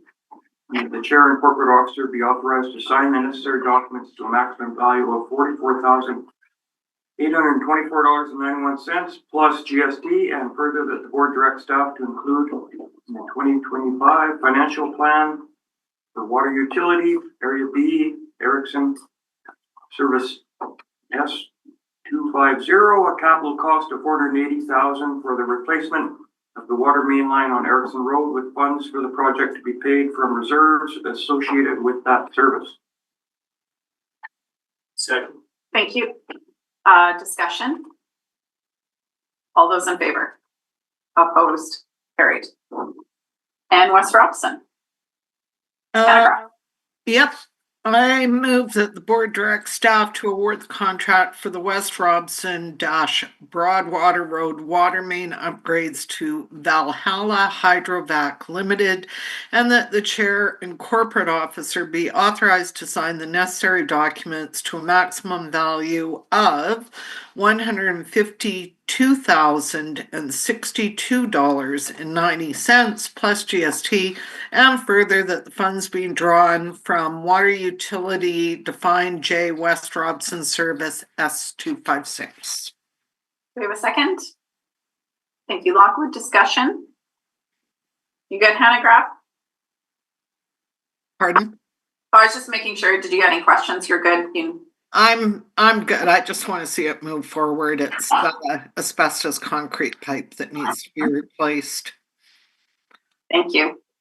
Further discussion? All those in favor? Opposed? Carried. And here we are at AKBLG resolutions. I did not realize how quickly they would come up. I think we'll just go with what's on. Yeah, I got you, David. Off. Thank you. We'll go with what's on our agenda for now. What I don't encourage is any crafting of a motion at the table where we start wordsmithing stuff. So if you're going to put a motion in place, please work on it at this time. So with that, we'll start with the first motion in our agenda. Director Davidoff, I believe is this your motion or was this Director Graham's motion? It was yours. Director Graham, you go ahead and then we'll have Davidoff who's second on that one. Go ahead. Thank you. Whereas under section 25 of the Coastal Ferry Act. You can, if you want to just do the therefore be it resolved. Therefore be it resolved that the province of BC recognize that all ferry services within the province of BC are necessary to the health, safety, and welfare of all the residents and should be deemed as an essential service, and that the UBCM work with the affected areas in the province of provincial government to find a solution to ensure that the rights of all British Columbia and the residents of equally on the coast and interior. Second. Thank you. Okay, so our speakers list right now is David Opp and Hannah Graff. David Opp, go ahead. Yeah, I think the motion is clear. We discussed this at our last meeting. We do have an anomaly in British Columbia where under Section 25 of the Coastal Ferry Act, the ferry services are deemed essential, and there is a provision in Section 25 that says should there be a conflict between the Labor Relations Code and the Coastal Ferry Act, the Coastal Ferry Act shall prevail. We don't have that protection for inland ferries. And so this motion, I believe, requests that. And there was an interesting article in the Castlegar News that was written. Would anyone ever dream of not having a roadway blocked that led them to essential services? So bottom line is that we need to address the anomaly. This is one way of addressing it, and I urge the board to support this motion. The anxiety and the tension and the cost that's being spent right now on this in our communities has got to end, and it can only end with legislation because the current labor relations code does not allows this to happen. So this needs to stop. Thank you, Chair. Thank you. Dr. Hannah Graff, go ahead. Yeah, hi. I feel a bit of deja vu after last month. So I think there's some confusion around what essential services means. Essential services does not, an essential service designation does not mean business as usual or full service. And that's why essential service levels have to be determined before strike or lockout action can happen in the event of a labor dispute. So I completely understand what this resolution is trying to do. I just don't think that this does what you want it to do. And if you really extrapolate and say that the Coastal Ferries Act says that service will be provided, what you're also saying then is that anyone covered by that act would not have the right to strike, the legal right to strike. And that's not the case either. There was the last strike with BC Ferries was in 2003 and it only lasted 5 days, as opposed to what's going on here, which has been, I think, long and painful for everyone involved. And so I'm going to say that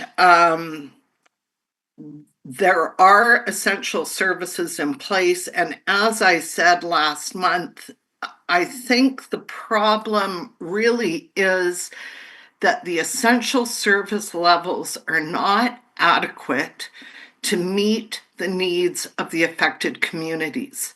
And that's different than saying we need essential services. We have essential services. The problem is with the level that has been determined by the Labor Relations Board. And just in closing, I also think we're kind of out of our lane on this. This is a labor relations issue and should be dealt with as such. That's why we have a labor board in BC. Thank you, Dr. Hannah Graff. Was that it? Was there just, okay. Paige, go ahead. I don't know if it works, but I have the same thoughts as Dr. Hannah Graff. And when we look at the therefore, I know you don't want to word stuff. Well, we can do amendments on motions. So what I would yeah. propose would be the amendment is that the province of British Columbia increase essential service levels for all ferry services within the province of BC that are necessary for the health, safety, and welfare of all residents. Period. And the UBCM work with the affected areas as already written.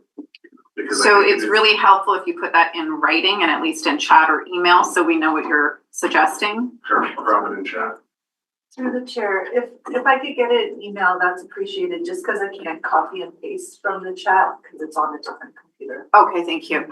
Throw it in chat and email. Okay, so that's helpful for the wording to understand. I think you're moving an amendment, so I just want to first see if there's a second to that amendment, or do we need to have it read again before we get a second? Can you read the whole therefore be it resolved in terms of what you would be suggesting? Keeping all the rest, therefore be it resolved that the province of British Columbia increase essential service levels for all ferry services within the province of BC as necessary for the health, safety, and welfare of all residents, period.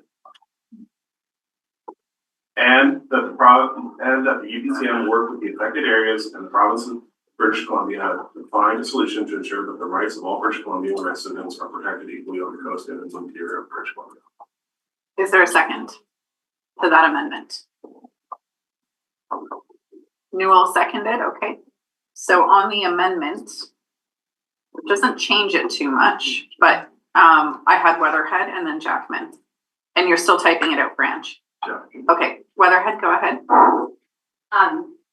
I'm not sure where I sit on the amendment exactly, but the coastal ferries were also privatized as same as inland ferries. And yet, I think the essential word is that because it's built into the Coastal Ferries Act as an essential service, meaning it's just essential to keep those ferries running all the time. And maybe it's in how we view this word essential, are we perhaps, because of what we're trying to do, and I think I could be wrong if what Director Graham is going for is work with us to deem how is this deemed essential as an ongoing thing without interrupt all these interruptions. So if the BC Ferries has that built into the BC Ferries Act and it's not affecting their as Director Hanegraaff is stating, they can. I guess they can still strike too. I don't really know what that means. So I think what Graham was aiming for was working with the inland to deem what we need. Is that correct? What we were trying to go for? Through the chair. Through the chair, Through the please. chair. So sorry. Yeah, and I think that's what the amendment is trying to clarify. Okay. But Director Graham, if you want to respond, you're welcome to. Thank you, through the chair. We're trying to get equality here. Okay. So Jackman? Yeah, so listening to Director Hanegraaff and respecting her deep understanding of labor issues and rights to strike, my thoughts were more around what we were trying to emphasize in her previous letters. I'm thinking we need to not use the term essential services, because what I thought, and so I have something else to Ange and to the CEO and board chair, and I'm up right now, just throwing an idea out. Take out the essential services word, that is service levels. Health, safety, Can we not welfare, have back and forth? Thank you. health, safety, welfare of all residents. Sorry, there's an and, but should be considered when determining minimum inland ferry service levels on a site-by-site basis and the UBCM workload. Because they're not all the same. And the work, in my mind, that the chair of the LRD stated it needs to be done, and with no timeline saying there's a stay on that one Christmas holiday order. The January 5th statements from the LRD chair suggest to me there's a lot of work to be done site by site to determine minimum service levels. They talk about residents, they talk about Adams Lake. Just take out the word essential services and think along the terms of minimum service levels site by site, because I will see it very different and support set of recommendations, either for Harrop or Glade, then I would see supporting for the like main crossing. So let's get the word essential services out. I don't know where the director's motion is gonna go, but I think that's what Director Hanegraaff might be telling us is the problem. Thank you. On process, did you email that to Ange? Because we can't cut and copy out of chat. Okay, thanks. Just making sure she had it. Thank you. And my email has a typo in it, but I need, so you know that. Okay, so we're gonna stick to the one amendment for now. Back to Hanegraaff was next on the list. Go ahead, Hanegraaff. Yeah, I'm having a hard time finding my words here. There is equality. There is the problem, as I see it, is not with the legislation. I think there's disagreement around the decision made on essential service levels by the Labor Relations Board. If BC Ferries were to go out on strike, which I think that collective agreement carries them forward for a few more years anyway, but if they were to go on strike prior to taking strike action or prior to being locked out by the corporation, essential service levels would have to be determined. So the problem, I don't know where this Coastal Ferry Act has come in as being the thing we hang our hat on to ensure that we have adequate ferry service. It's no different. It doesn't guarantee business as usual any more than the Essential Services Act under the Labor Relations Board. So I think that we're trying to solve a problem, and I do recognize that it is a problem, but we're not doing it in a way that is going to achieve the result you want. The Coastal Ferry Act does not guarantee business as usual in the event of a labor dispute, and we need to recognize that. Thank you, Dr. Hanegraaff. Just on process, I want to remind Dr. Davidoff, we need amendments and specific to the motions in the chat, but when we start posting long things like that, not only do I lose the amendment, but I lose the speakers list. So please don't use chat for that kind of information. On the amendment, Davidoff was next. Yeah, thank you, Chair. I think what's being proposed in the amendment is, I just want to clear up some confusion. I posted the Coastal Ferry Act for everyone to see, to understand that we don't have this language protecting inland ferries. And what it says there is very clear. This is copied right out of the legislation. It says essential service designation, other labor relations code matters. 25.1, in the event of a conflict between this act and the labor relation code, this act prevails. This act, the Coastal Ferry Act, trumps the labor relations code. That's legislated. And again, there's language that goes on to talk about deeming of the delivery of ferry services as necessary for the protection, etc. The motion that was created, that Director Graham has presented, was well thought out, was discussed, and what we have done is we're asking for the same protections and the same language that exists to protect Coastal Ferry Act users.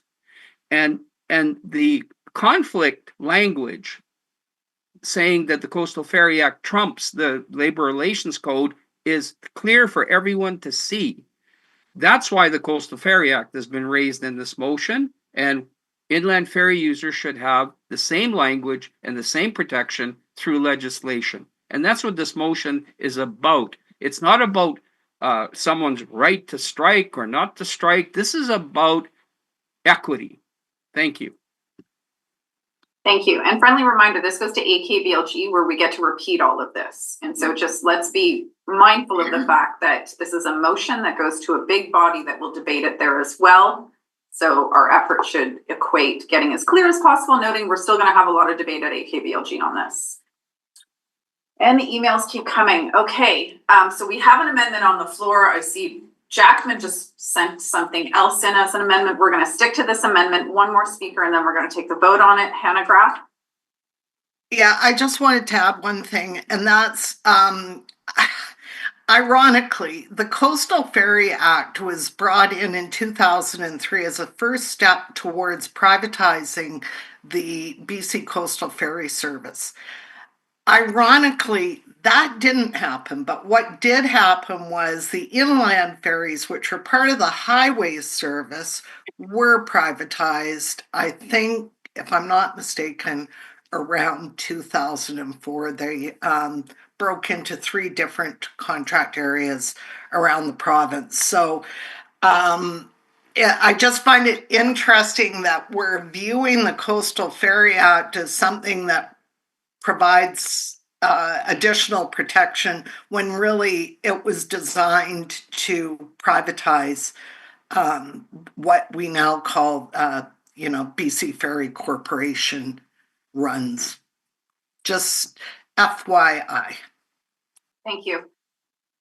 Director Davidoff, we have more amendments coming. We have the rest of the motions to go through, or if we're going to debate whose act applies, I don't want to keep doing that. Go ahead. So, Chair, if the Coastal Ferry Act legislation is not necessary, which seems to be the intimation, then this is on the books since that whole time, and that's what we're asking for inland ferries. That's it. Thank you. So, on the amendment, Vanberg. Sorry, but you're saying not all of us are on chat. We're not seeing what's coming. And that's why I indicated please don't put stuff in chat that's not the amendment. So, but I am interested in getting to a favorable resolution to offer to BLG, and I feel at a disadvantage when I don't know what else is kind of going on. So I just wanted to point that out. It's awkward. It is very awkward. This is the kind of stuff we would generally do well in advance of today to make sure we got the wording, we know what we're doing, share your thoughts, work it out with each other. So I don't know that we're going to solve all of this today, but we have a motion on the floor with an amendment. Sorry, we have an amendment on the floor that's trying to get to the point. I think the point is equity. That's what I've heard that is consensus based. So that's where we're trying to get with this. Sorting out which act applies is really not our role, but it is the role of the province. So on the amendment, all those in favor? Either nobody or just 2? Who's opposed to the amendment? So I've got, you're gonna have to throw those hands up, folks. Point of order, I don't know what the amendment is. Okay. I tried to log on to the chat. Yeah, I don't. It was over email as well. So the amendment is, therefore be it resolved that the province of British Columbia increase essential service levels on all ferry services within the province of BC as is necessary to the health, safety, and welfare of the residents, and that UBCM work with the affected areas and the province to find a solution to ensure that rights of all British Columbia residents are protected equally on the coast and the interior. That is the amendment. All those in favor? Hands up. In favor. In favor. Redoing that. Please just hands up. This is really difficult for me to track. Thank you. 1, 2, 3, 4, 5, 6. Online 7. Those opposed. 1, 2, 3, 4, 5, 6, 7, 8, 9, 10, 11. The amendment fails. So we're back to the original motion. Director Jackman, go ahead. A slightly different amendment, which I thought was sent to Ange. My email cut out, which is weird, but it's now it's gone out. No, that if I could read it didn't go to Ange. It was your email cut out as you were typing your name in, Director Jackman, so it just says Ange. You can read it. And point of order, Hey. the email didn't happen. I will immediately forward it to Ange. I don't know who else would read it. If you can include the group director email on that. I can send it. I wasn't going to. Stuart's doing it. Just read it. CEO. Yeah. So Therefore be resolved that the province of British Columbia recognize that all ferry services within the province of BC are necessary to the health, safety, and welfare of all the residents that should be considered when predetermining minimum inland ferry service levels on a site-by-site basis, and that UBCM work for the affected areas in the provincial government, etc. Seconded. Okay, so that amendment. Sorry, yes, go ahead. It is not using the word essential services, because I think what we've seen out of the LRB so far makes no sense to me. It has 5 bullets of essential and everybody else. Get away from essential. Predetermined minimum levels. I think we will see that's better language. I hope the LRB can work with. Predetermining in conjunction with the province and the ministry what makes sense to protect each community's welfare. Okay. So that is now the amendment on the floor. Speakers to the amendment, Cunningham. Okay, thank you. I'd like to support the amendment because I don't think it doesn't give us specific change the act here and change this there. It tells the province what we want, what needs to be done in reasonably simple language, and leaves it up to them to make sure they do it. And I think that's, whether it be this act or the next act, is not really our problem, it's theirs. Other speakers on the amendment? And there's still a typo in this bad grammar. Okay. Sorry, are you raising your hand, Hannah Graft? Oh, thank you. Go ahead. I need a shorter last name. You can just say me and it'll tell me it's you. Okay, I think this, the proposed amendment, I should say, is gets us closer to what is trying to be achieved here. I'm still not clear on whether we're actually in our lane or not. I think that's someone else will tell us that, but I think that this is this gets us closer to achieving what we're trying to achieve than what was previously stated. So I support this. Thank you.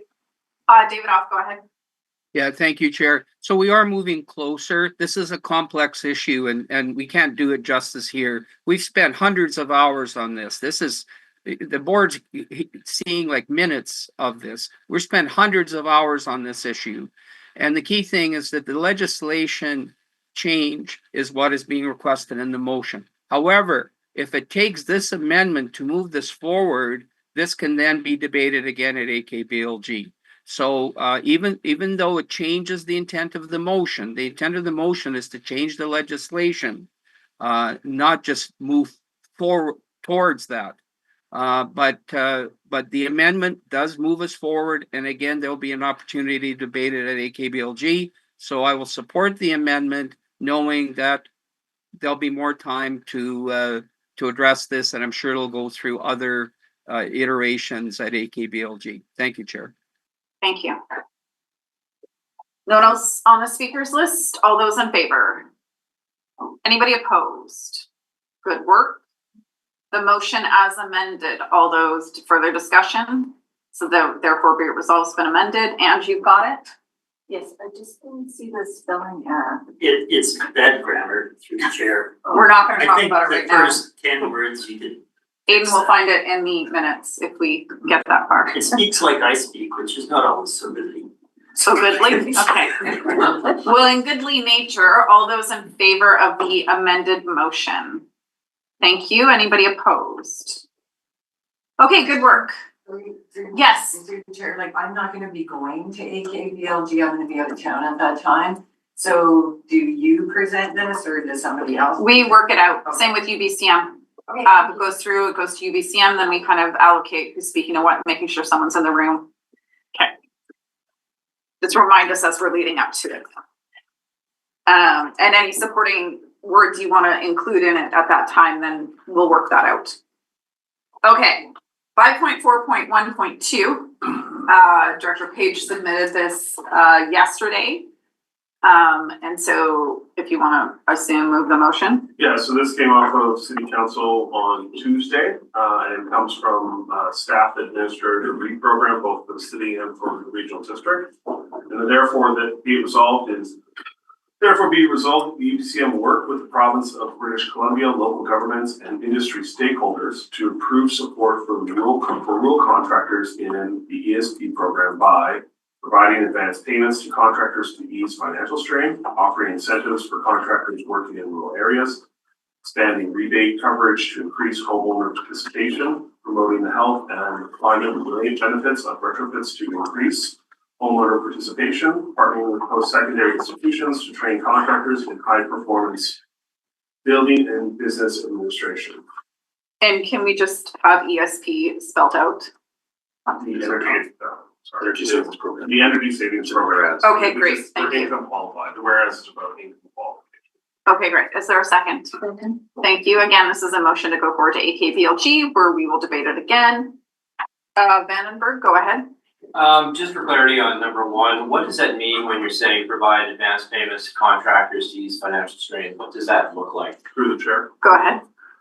So staff administering this program have identified, and it's in the whereas, specifically when this is being accessed by low and medium income qualified households, that there is a difficulty there in contractors working with that group because there's a lot of quote shopping that goes on, and there's a lack of ability for those homeowners to commit to the process.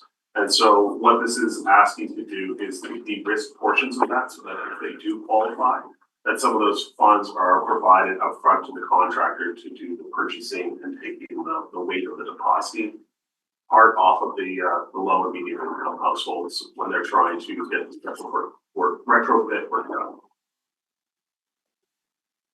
Private or supplemental? Supplemental, and I'll kick it off. I understand what this is trying to do, but what you're doing is you're layering on more taxes to help people or incentivize people. A lot of the stuff I've gone through, and so in my mind, the preparation and that sort of thing, I was able to deal with, and regardless of where I was, in terms of qualifying income households. But I'm afraid that we're layering on more costs to taxpayers when really all we should be doing is the province should be reducing the taxes to help these people to get where they're going. So I'm not in favor of this because it's an added complexity that I don't think is necessary. Can I put you on towards the end and take notes on all the things you want to respond to? Sure. Thank you. Maine, go ahead. Yeah, thank you, through the chair. There are, in most programs that other orders of government offer, they basically develop these programs, policies through an urban lens, and they're dealing with ease of access in an urban setting, not in a rural setting. They are accommodating distribution of income in an urban setting, not in a rural setting. And I see this resolution as addressing some of that urban bias, dialing that back, creating an opportunity for there to be appropriate supports for rural situations, and for it to ease a bit the burden of the complexity of the process being undertaken by a lot of people who just are borderline income in the first place, who want to get out of that situation of being energy poor. It really, to me, these recommendations speak to a lot of pieces of the process and of the living situation of a lot of people that I know in rural settings.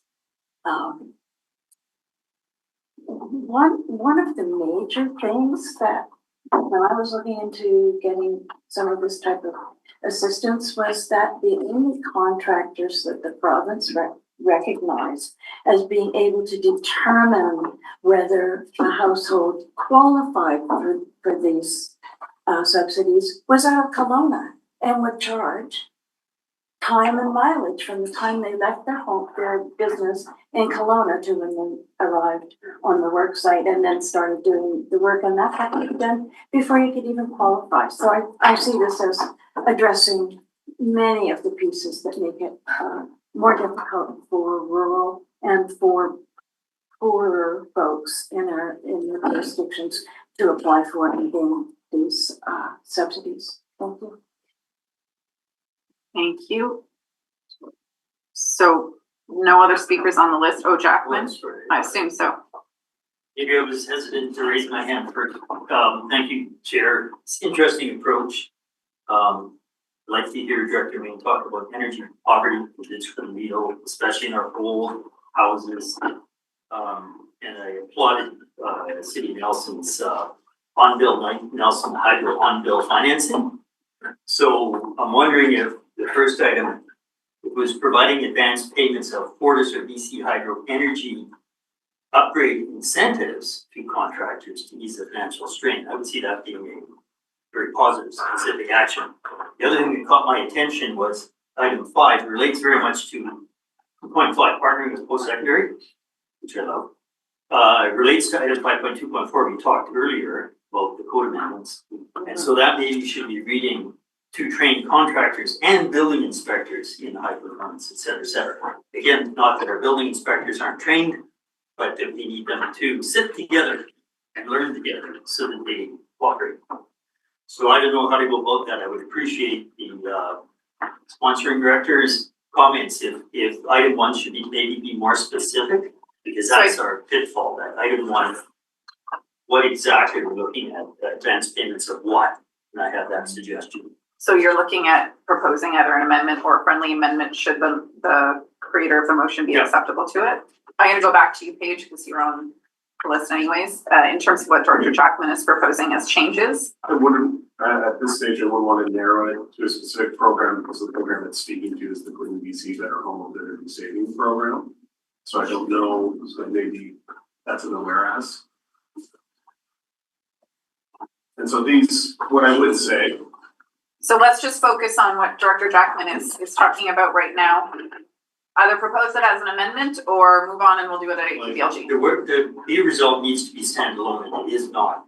Put Clean BC Energy Program in there, or what I said, it's standalone. It's not standalone, it's too big, I think, so put the word instead standalone.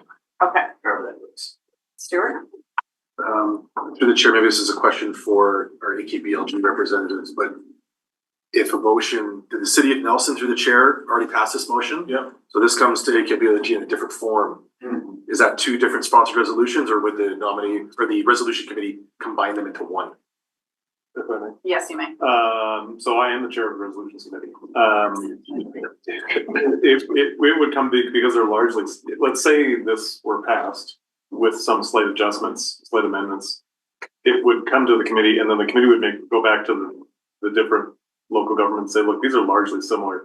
Can we combine these? Yeah. They don't have to agree, but. So I might just say that we could expand ESP into energy savings program. It's speaking to it, it is there in their form. It just isn't using the same expanded wordage. I just want to highlight that and I missed that, if the city of Nelson has already submitted this is already going to AKBLG. I'm happy to have the board do this as well, but let's not spend a lot of time wordsmithing because it's going to occur at AKBLG again. So just in terms of time appropriateness. So back to you, Jackman, just in terms of can we... I think I'm good. ESP is in there. It's not expanded, but it could be specific enough to address what are these programs. I'll leave it alone. Okay, and then back to you, Paige, for the... Sorry, Vandenberg. Go ahead, Paige, and then I'll go Vandenberg. I'll just say finally to the comment. So as a principal, this is a program that has eligibility and is an entitlement that is available to our residents to improve the energy efficiency and comfort and health and safety of their homes. We can, as a principal, think that we want lower taxation and reduce the taxation burden, and therefore, as a tactic, not help programs run as effectively as possible as they need to run in order to deliver the entitlement people have. That's what this motion is recognizing. It's when boots hit the ground to operationalize this kind of programming, these are the barriers that low and medium income people are facing, and these are the barriers that are preventing contractors in our area from participating to support those people in this work. And so this is about taking those larger principal conversations that we've had about providing this entitlement to these Canadians and supporting them, the program running as best as it can. And we can still, at other spaces as a society, have the debate on whether or not this is a good program or a bad program. But I think when it is, just like any piece of work we do at this table, once we've decided we're doing something, the best thing we can do to support a well-run organization and a well-run society is to run it as well as we can. So again, this is already going to be at AKBLG. We're a bit redundant in repeating it here. It just shows extra support. So Vandenberg, do you have anything further to add? Yeah, I like that. Additionally, excuse me, again, I think we don't need to do this. The contractors that I know and work with, they're on their game. They're in this and understanding what's necessary. As an owner builder and applying for a rebate, for example, with Fortis, which I have that opportunity, I had to have the knowledge necessary to complete those documents, that application. And it was no easy task. I need to know my stuff.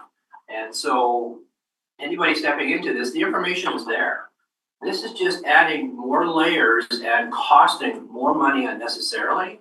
And yes, I get to talk about this at the AKBLG again. But I'm saying that to Director Jackman's point of training, great idea. But I had all sorts of resources open to me when I was learning to be competent as an owner builder. I took advantage of them. Nobody had to give me an incentive to do that. I had to do that. I was going to be serious. Thank you. Okay. All those in favor of the motion? 1, 2, 3, 4, 5, 6, 7, 8, 9, 10, 11, 12, 13. Those opposed? Vandenberg, Lockwood, motion passes. Thank you. Okay, folks, we are at 11:34. We will be stopping at 11:45 for public time. So let's go ahead with the ready grant policy. Lockwood, back to you on your previous question. Thank you. And sorry for jumping the gun. Yeah, Mike is in the room, so go ahead and. Thanks. And I'm sure that Mike's not going to be able to answer this, but would it be appropriate for myself and Director Cunningham to reach out to CBT? I know that it has been a lifelong that we're supposed to have a committee. It's not something that's changed. It's just, I think the numbers have changed. And our community just makes that development. Director Cunningham and I, or I will use Salmo and Area G directors in history have never approved or disapproved of any grant application. They come to the community, the RDCK goes through, and because they're the ones that have all the information to make sure that they're allowed to continue on with their application. It goes up on the wall. The entire community gets to decide. And I just want to know if it would be appropriate for us to be able to reach out to CBT to make sure that we can continue, because there's not a CBT person that has come and watched our dot night and said, we don't like this process. They love it, which wish more people would do it. So I'm asking if it would be appropriate. Go ahead, Mike. Through the chair, yes, I believe it would be appropriate if that would provide comfort to you that the process that we've always followed, is continuing to be acceptable to them. We did confirm with CBT staff that, through these new requirements that were put into the funding agreement, there was no intention to change any of the existing processes that have been in place for a long time. It's important that the directors view this policy as establishing the minimum requirements for local selection committee processes so that we can stay in line with the funding agreement requirements. So the policy establishes the minimum requirements. They're broadly worded and fairly open-ended. And as long as the processes that you follow in your communities don't conflict with those minimum requirements, it's fine. And CBT's confirmed that as well. But if you would like to, reach out to them, to their community liaisons to confirm that, that's it. Thank you so much. Appreciate that. Popoff, then McFadden, no motion on the floor at this time. Yeah, thank you, Chair. A question to Mike through the chair is eligibility for funding. Now, I've had my selection committee, they look at it and they say, well, this one's not eligible. Why is it here? So who vents or goes through it to determine whether it's eligible before it gets to the director and the selection committee? Is it the grant coordinator? Through the chair, yes, the grants coordinator and myself. So generally, if there's ones that are, fairly straightforward that, they don't comply with the requirements that are outlined in the program guide, then that's a decision of the grants coordinator. Usually that grants coordinator makes a list of ones that, need some interpretation or some guidance on, and then I would be involved in the eligibility. But there's a pre-stage where as the applications period closes, we look at all the applications and ensure basic eligibility with program requirements. So just to follow up on that, so thank you for your response.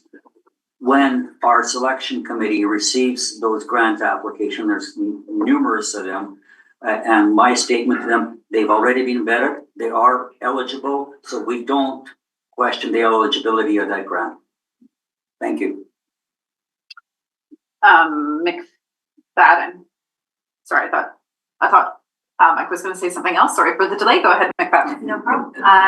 Through the chair, probably the staff. 2 questions. Does that include, are you at the RDCK, just so I know what on the city we're responsible for?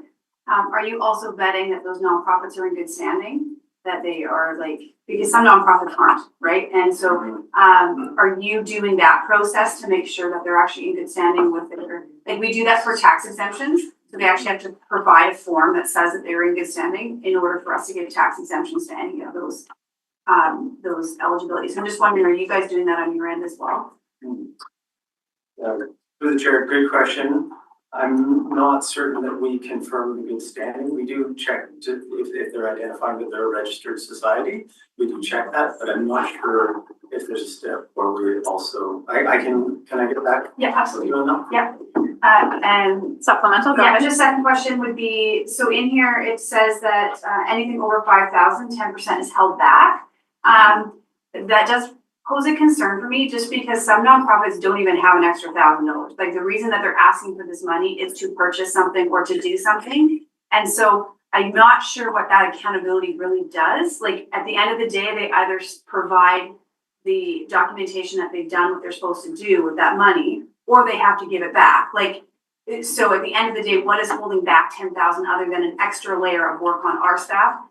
And I would see that as being limiting for some nonprofits that run very tight margins, if that's why they're asking for this money. So I do have concern around that. Do you have thought of why it's there, or is it something we can move? Is that from something from CBT? Through the chair, that is not a CBT requirement. That is an internal requirement, and essentially is in place because that aligns with the policy that we have for our other internal grant programs. Coincidentally, one of the things that I'll be working on with the grants coordinator after the ready period is over this year is to look at all our grant funding agreements. And one of the things that we flagged is that requirement for holdbacks. I think on larger projects that are funded, say on building projects and things like that, it's probably more appropriate. But as a blanket requirement to have that for anything over $5,000. It probably captures a lot of situations where that holdback requirement doesn't add any value and indeed adds extra steps to the process. We haven't had it identified that it's specifically a barrier for some of the smaller nonprofits. Generally everyone is happy to receive the funding and they'll work within the program requirements, but whether it's a good rule is something that we'll be looking at and maybe bringing forward some policy recommendations once we move these agreements. No motion on the floor at this time. Do you want to move the motion and then we'll keep going? Yes, but I probably would move with the amendment of actually taking that 10% out. And I don't know if that's doable. I'm hearing that you want to do more work, and so I'm okay. I'm just worried that we're not going to do more work, and I don't want to limit. That's my concern. So if you're saying that you haven't had this as an issue before and it's always been there, is that what I'm saying? This has always actually been a part of the Ready Grant? Okay, then I'm fine. Yeah, I'll move the motion. Do we have a second? Thank you.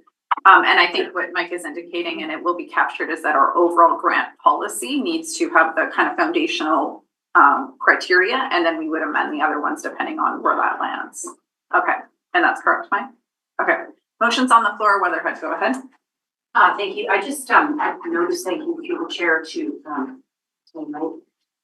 In the policy, there wasn't any wording. I get asked every year for letters of support for obvious reasons. I can't provide a letter of support, but I was just curious as to why that's not in the policy, that a director cannot obviously provide a letter of support. It's a resident directed process, not, it can't be, then individually, supported by a director's letter. Through the chair, that's in the letters of support policy. It says specifically directors should not be providing letters of support for ready grant applications. And essentially the reason for that is, most directors are involved in the ready grants selection committees themselves. So thank you for pointing that out where it is. Thank you. Thank you. Hewitt? Just through the chair, if I can just clarify with Mike, that does not preclude village council from providing a letter of support. As in our case, I am the director who administers the program for Castle Area D, but I am the sole elected official, and it would be a council decision whether, if we were asked, it would be a council decision whether to provide a letter of support. So it's not me as a director, it's our council supplying that letter. So I'll get it as an individual director, but because we're municipal directors who have councils behind them. Go ahead, Mike. through the chair, the section of the letters of support policy that has that prohibition, as it were, is specific to letters of support provided by individual directors, not other governments. Generally speaking, our policies would not direct councils. They would direct the RDCK. Do we need to keep going? We're at public time. I've got one more question. A quick question is on letters of support that's been brought up. We're not on letters of support right now. We're on the policy. For ready grants. Okay, go. So for a letter of support is written for a director for grant applications, and the organization uses that letter in the ready grants. What happens there? It's not specifying it's for ready grants. Can you just take that offline? It's not going to change the policy at this time. Okay. So essentially, I think if you have a bigger grant that's being applied for, and ready is one of the foundational, or sorry, the leveraging pieces, it's one of many grants, you would just articulate in your letter of support, I'm supporting this to the granting agency such and such, not ready. So you could clarify that in your letter of support that this is not to be used in the ready grant application, it is for your RDCK grant or your RDCK grant. So I think that that's the clarification you would need to make. Mike? Nancy. Yeah, I have to look at the specifics of the situation. Okay, thanks. That's true. Okay, all those in favor of the policy? Anybody opposed? Thank you. And sorry, folks, we have a lot of people from the public. I did not want to interfere with their allotted time. So those members of the public, just as a quick reminder for anyone who hasn't been here before, you are welcome to come and ask us a question. You have no more than 2 minutes, just based on the amount of people and us sticking to our timeline. And if you can focus on a question, that would be great. Let us know where you're from. Anybody who would like to do that, please come up, and then we'll go online afterwards. State your name and what your question is. Thank you and welcome. Hello, my name is Karen Raintree. I live just outside Spokane in Area H. My question is about services that the regional district offers, like the Recreation Commission, ski hills, regional parks and campgrounds, recreation areas, those services that the regional district offers. I'm wondering what the board might propose to do about increased costs from increased frequency of blowdowns across trails, erosion, damage to recreational areas by fire and drought. I'm wondering how the board is going to propose to somehow fund all of this extra work that we're gonna need to be doing in the regional districts in the coming years and decades. And another point on that is economic development. How are we gonna support our local adventure tourism industries that are losing clientele in both the winter and the summer? Is there anything we can do at the regional district level to encourage that economic development and help support our local industries who are suffering very heavily from climate related impacts to our natural resources that we rely on heavily for our economic development here in the Kootenays? That's my question. What are we going to do as a board to support these community members? Thank you. And that's Theron, right? Yes, thank you. Thank you, Theron. So at a regional district, each service is individual. So in terms of how funding works, it goes through that service. Same with economic development. We don't have wall-to-wall rec or wall-to-wall economic development services. So depending on where it is, I'll reference Glacier Creek. That's a good one. When we go through our service review with my partner in that service, we talk about what are the capital needs, what are the long-term. We currently have wildfire mitigation plans in place for that. So how are we funding those? And that's how it's determined. It's determined by the service at the time and what the proposed budget is. Economic development is also on a sub-regional level. So depending on if you're in Nelson and the ENF partnership, they might choose to do something. Creston has its own partnership model. Caslow indeed has its own, which is very minimal at this time. So they all do different things depending on the community needs and the service levels and what budget is available. Stuart, do you add anything to that? No, to the chair, other than right now, I'd say we take a maintenance first approach when it comes to the recreation trails, danger tree assessments to prevent blowdowns, looking at erosion. We try to do mitigated measures up front. With respect to economic development, that's a new issue you bring up with respect to the tourism side of things. I'd recommend you reach out to your area director. There is an economic development service in the Slocan Valley that we do have support from a contractor. And depending on what they see in the industry, there could be some initiatives we could support there. So anyone else in the room that would like to ask a question, please come on up. Come on up. Welcome.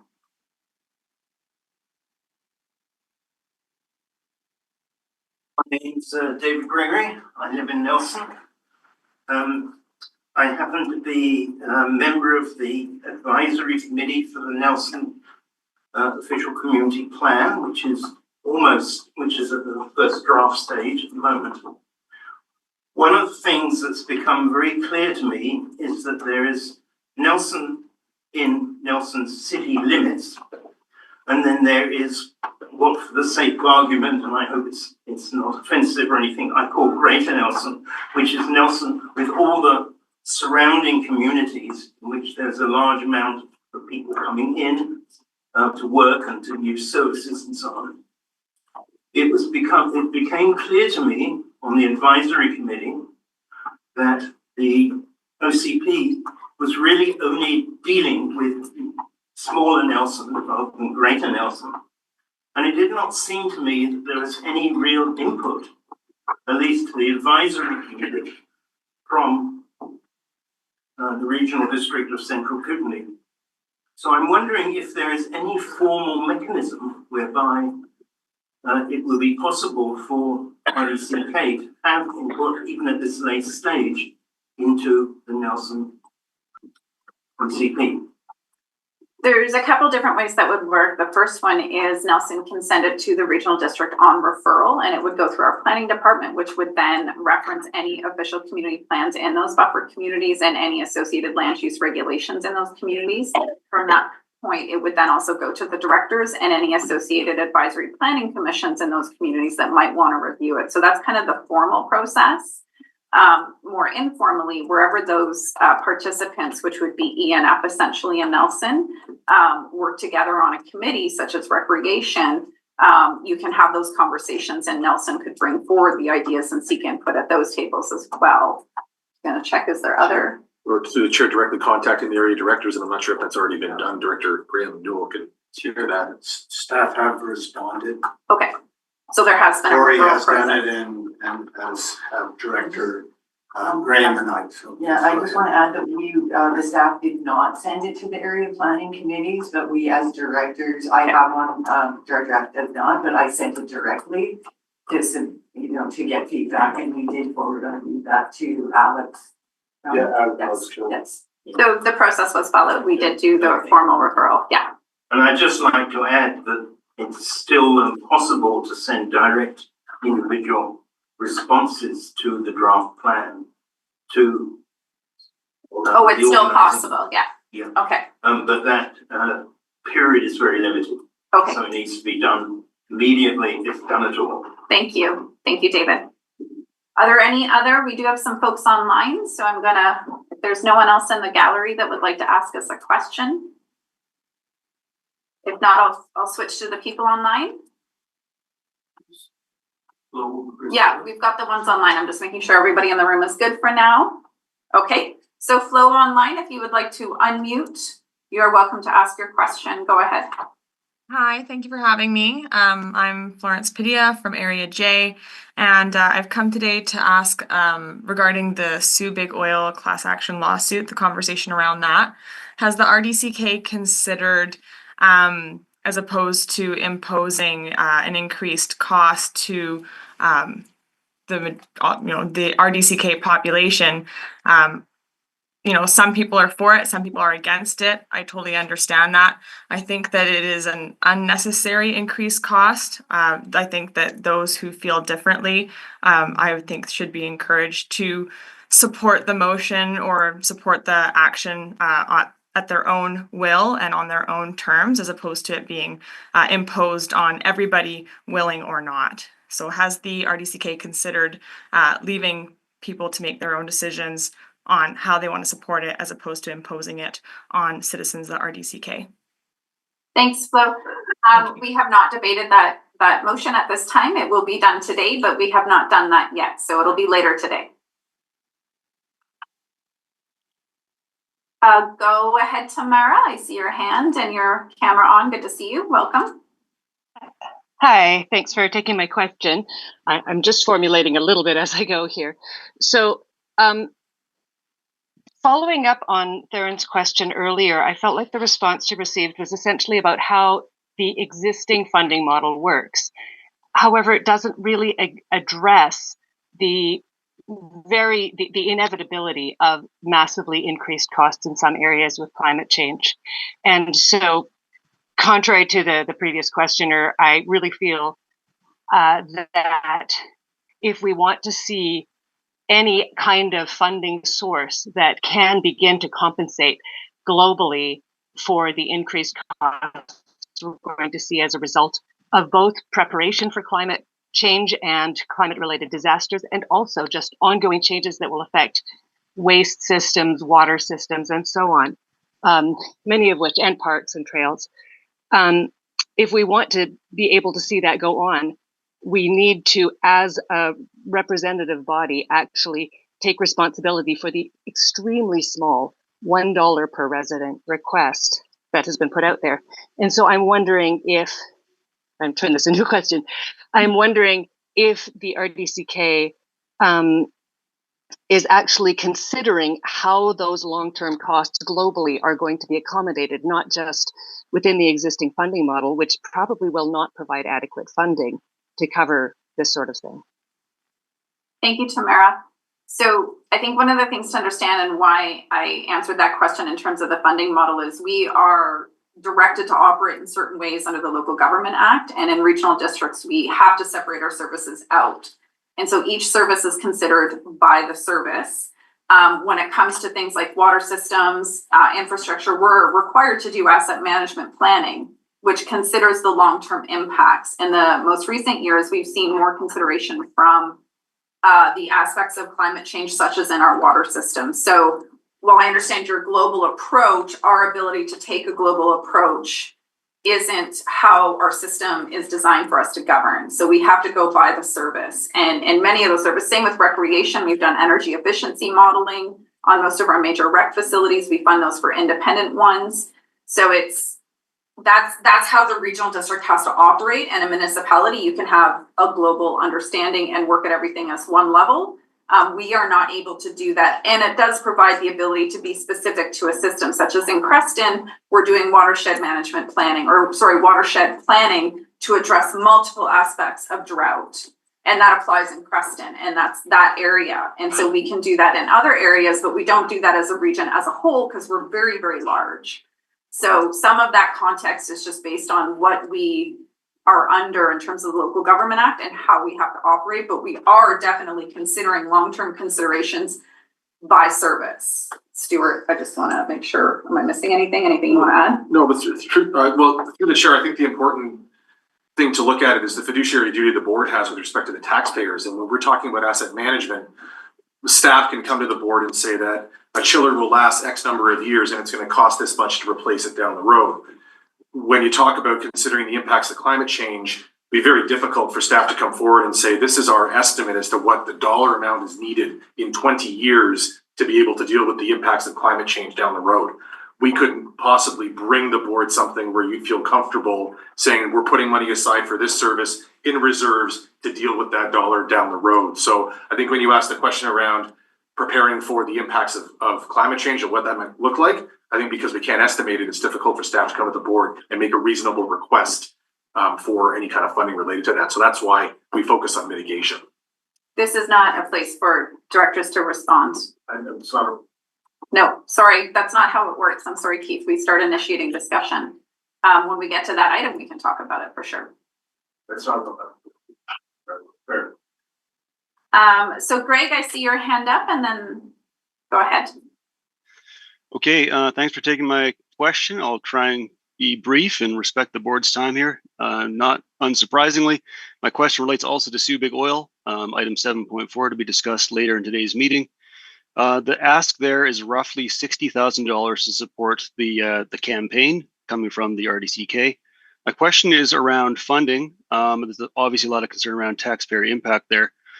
By my calculations, I looked at the formula for the local government's climate action program and how much the RDCK looks to be receiving annually. My calculations came up with it's about $69,000 each year that the RDCK receives from the province as a funding pool to deal with climate action.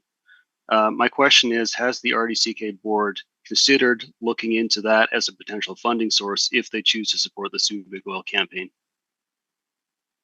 Thank you, Greg. Given we haven't actually discussed that item, it has not been considered. Yes, oh, sorry, go ahead. Yeah, through the chair, we have consulted with the province as to whether or not it will qualify, and it does not. Oh, okay. Sorry, I did not realize that. Thank you. Thanks. And in terms of, I think going back to Tamara's question as well, when it comes to all of our servicing, when it comes to planning, the supports we've provided for food and ag, we're doing a lot of tangible things, and that's where that funding needs to go to, is the actual, kind of what Tamara highlighted, which is the impacts that we either are or mitigation plans. Just with diking authorities alone, that is one area where it would be significant dollars. So we do have to focus on those, and that is the purpose of the LGCAP funding. Any other members of the public or the media online that would like to ask a question? Greg, if you wouldn't mind taking, thank you. Okay, folks, and Mayor Gordon, I just want to say hello. I see you've been there for the whole meeting. Thank you for being here. Hi from Director Main as well. It's Mayor for Silverton. Before adjourning? We don't have directors respond during No, public it's time. Procedural through the meeting. Has nothing to do with public time. It's Point of procedure. Go ahead. Point of procedure. Point of procedure. Thank you. It's not a privilege. Okay. If a director were to want to reconsider a motion, let's say a referral, what do I do? I'll work with you on that. Thank you. I already know you don't need to do that, but we'll talk about it afterward. Thanks very much. I really want to thank the members of public who have been here and who participate. Thank you so very much. We will continue at 1 o'clock and our discussions will go until we're done. Thank you. Lunch break.